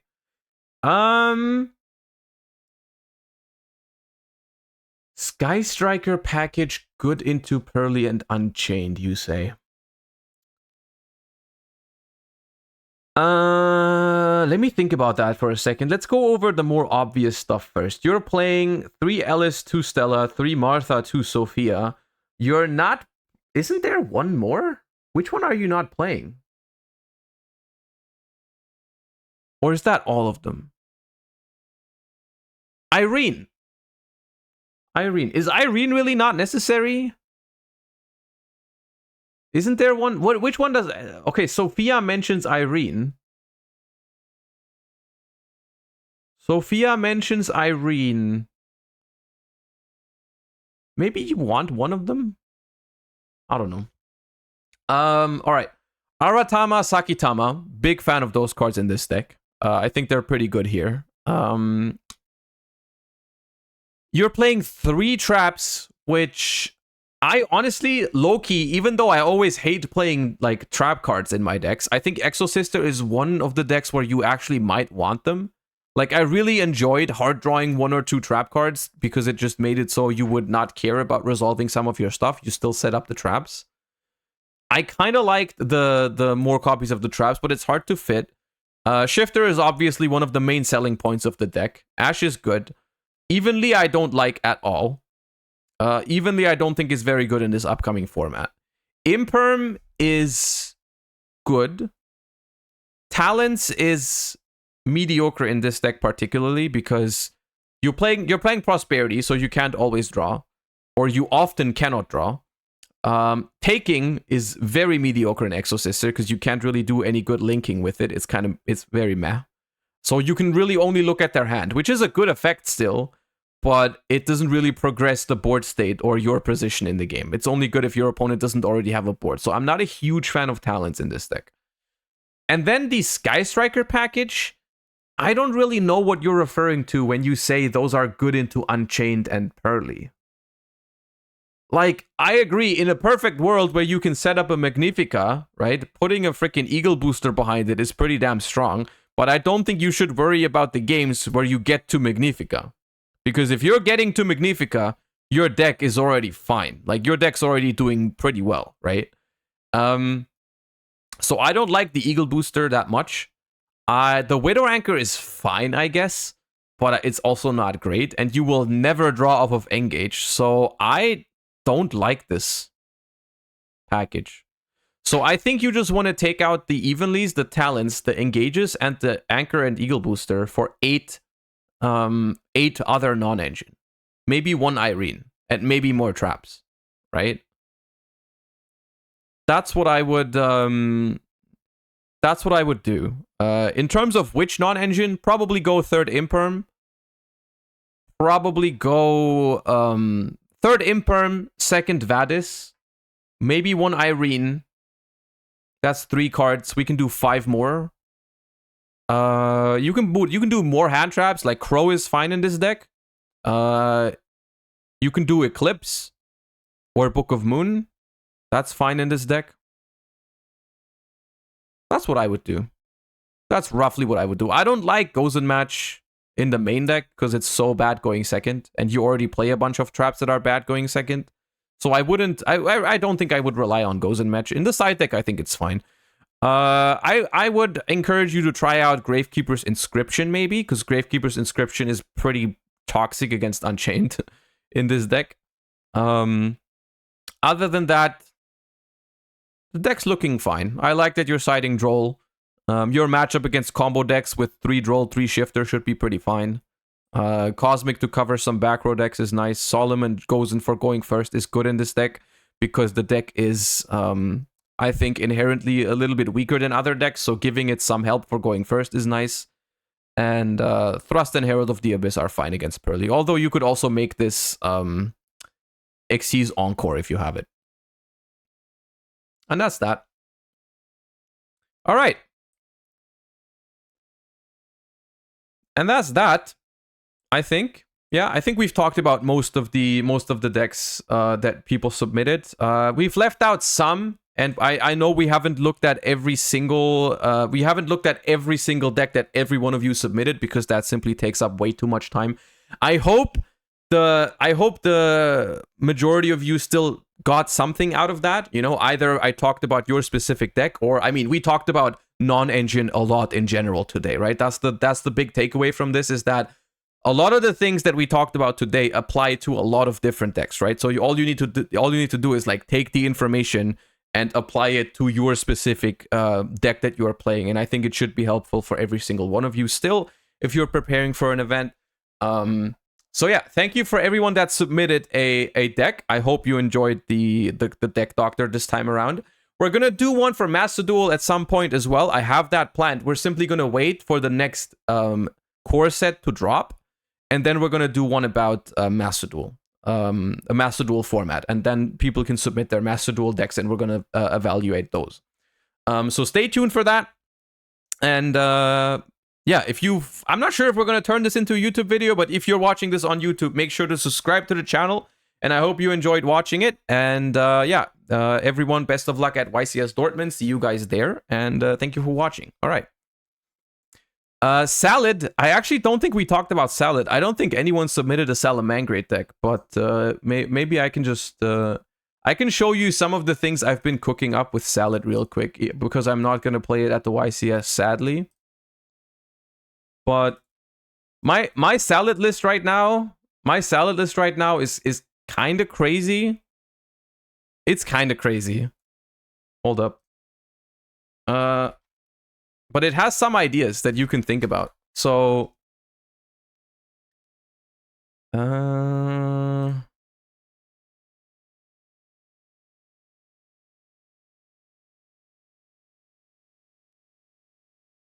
let me see, where do I have it?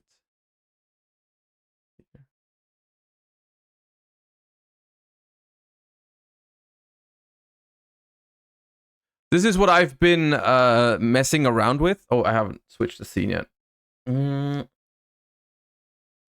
This is what I've been messing around with. I think the biggest deal about this deck is the extra deck, not the main deck. The main deck is kind of whatever. I haven't really, you know, tested it to full extent yet. But the extra deck is, I think, where it's a little bit spicy because it doesn't freaking play access code transcode. And I think that's actually pretty good. The reason why I've been foregoing it is because I think there's a better OTK combo for Salad.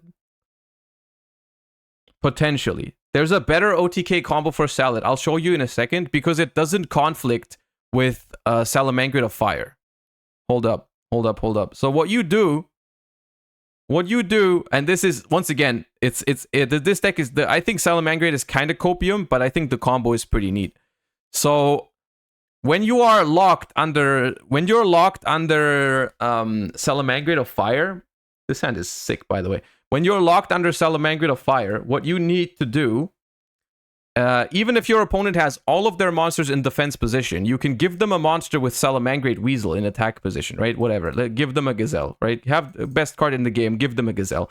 And then all you need to do is put a couple of bodies onto the board, which you can do by, like, let's say you go Rage Phoenix, relink Rage Phoenix, grab Will, and then you just use Will to reborn some bodies, right? You just reborn some amount of bodies, doesn't matter which ones. And then what you do is you make a Pit Knight early, and then you make a Proxy F Magician. And the cool thing about this combo is that randomly, both of those cards are Fire and Cybers.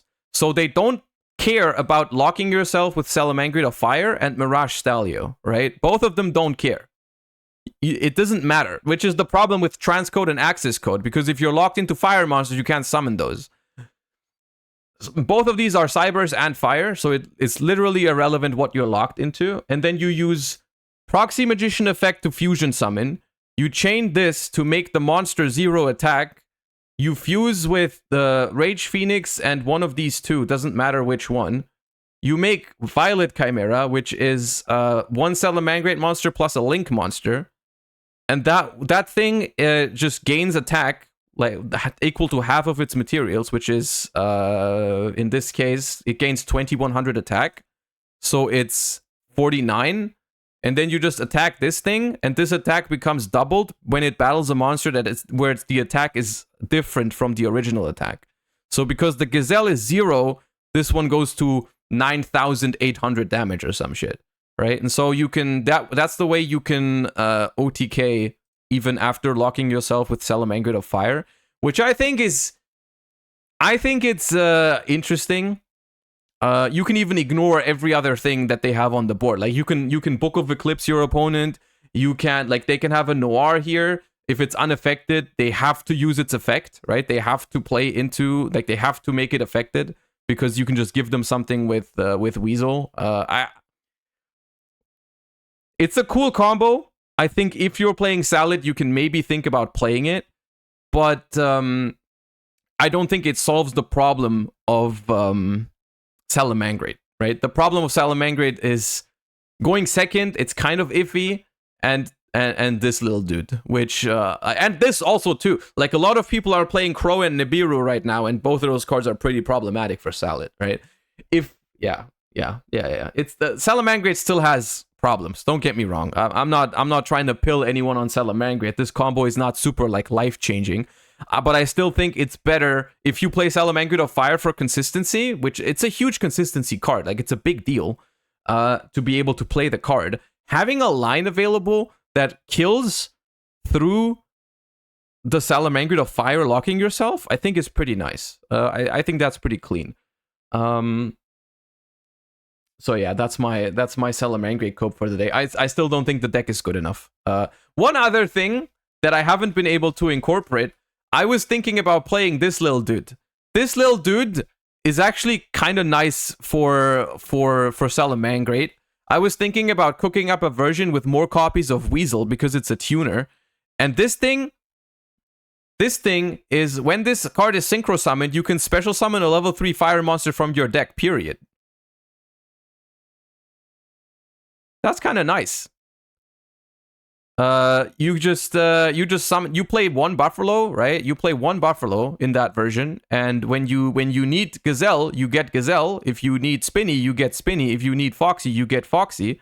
And if you don't need any of that, you just get Buffalo and draw 2 cards.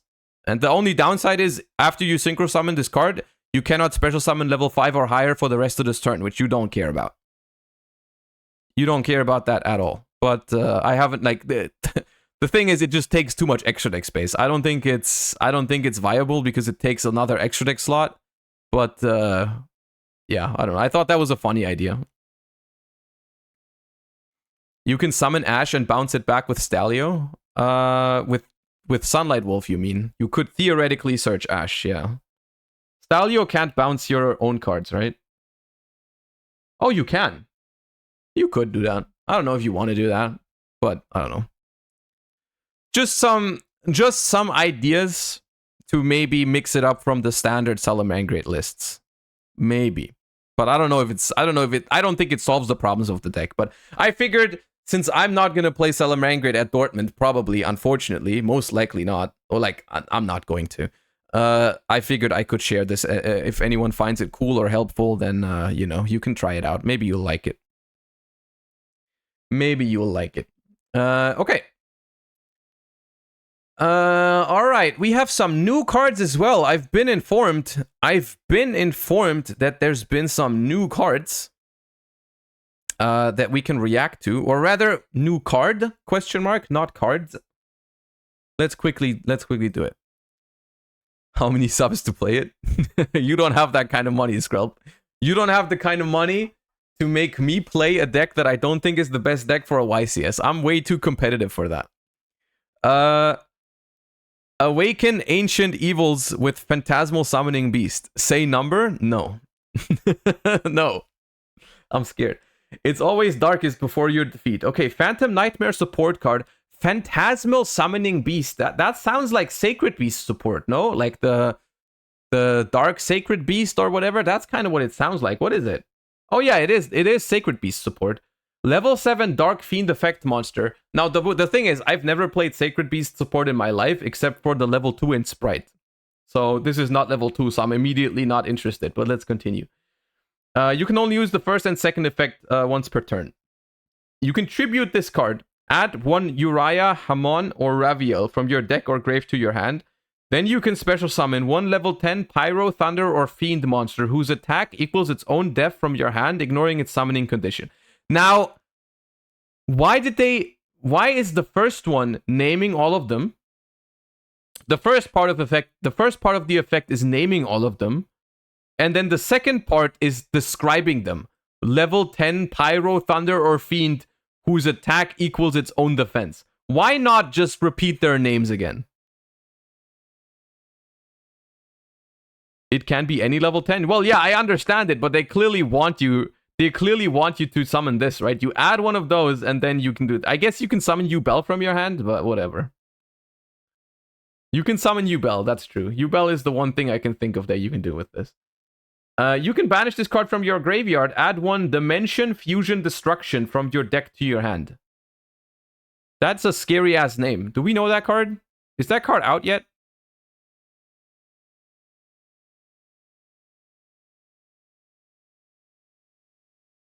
No, first of all, this card is terrible, I think. Because it's a level 7 monster. So I have no idea how you're going to summon that shit. Maybe the graveyard effect is... Oh, it's that one! I see. Hold up. I've seen this before. This is old, right? No, it's 2020. Okay. Dimension Fusion Destruction. Banish from your hand, field, or grave fusion materials that are listed on a Phantasm Fusion monster. Is this just Armitile? Then special summon that fusion monster from your actually ignoring summon. You take no battle damage from attacks involving the monster special summon base effect. If you control Yura, Hammon, or Raviel, your opponent cannot activate cards or effects in response. Birth normal summon. Birth normal summon, yep. I don't know, man. This seems like a card. This seems like a card that the lore fans are really gonna appreciate, but it doesn't seem like something that will affect competitive Yu-Gi-Oh! Very much, right? Can we agree on that?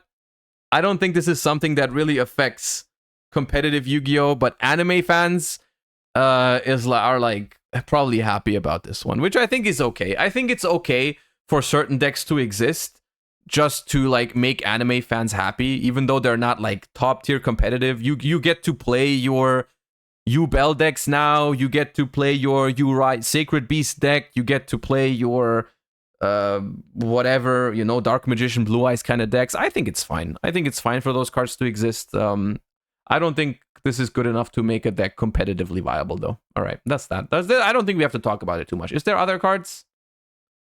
No. All right. Okay. All right. All right, chat. You know what I'm about to say?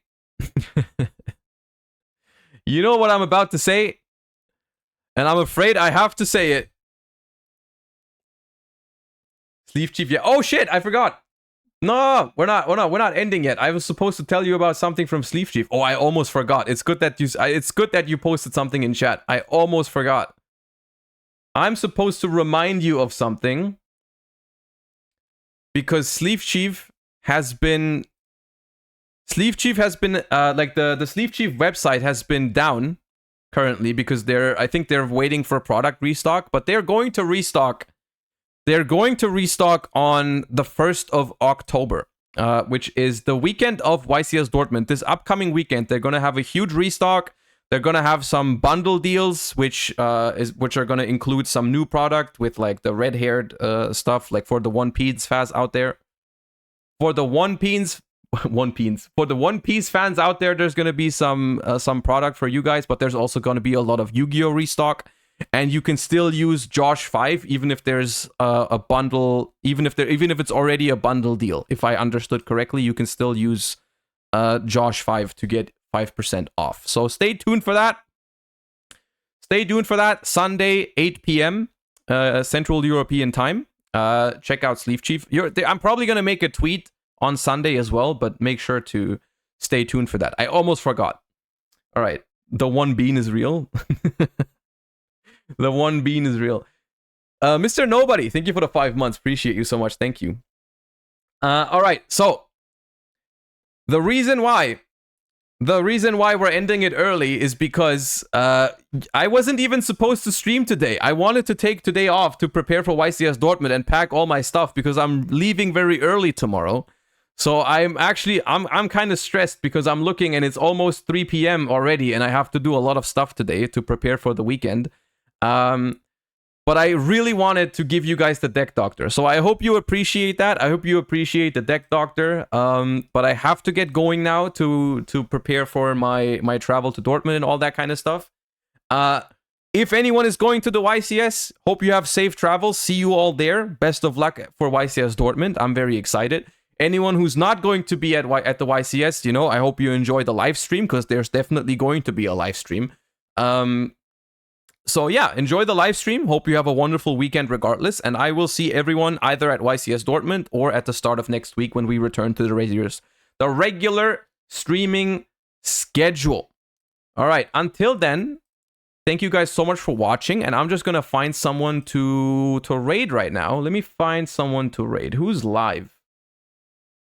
Who is live?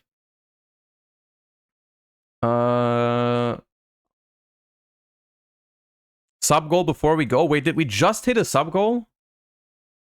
We did hit a sub goal. Vento, thank you for the 4 gift subs. Oh my god, I almost ended stream. Okay. Poggers, we hit 1100. We hit 1100 before leaving for Dortmund. Thank you so much, Vento, for that. Appreciate the support. Thank you. There we go. All right. Everyone, Pepe D, one last time before YCS Dortmund for good luck.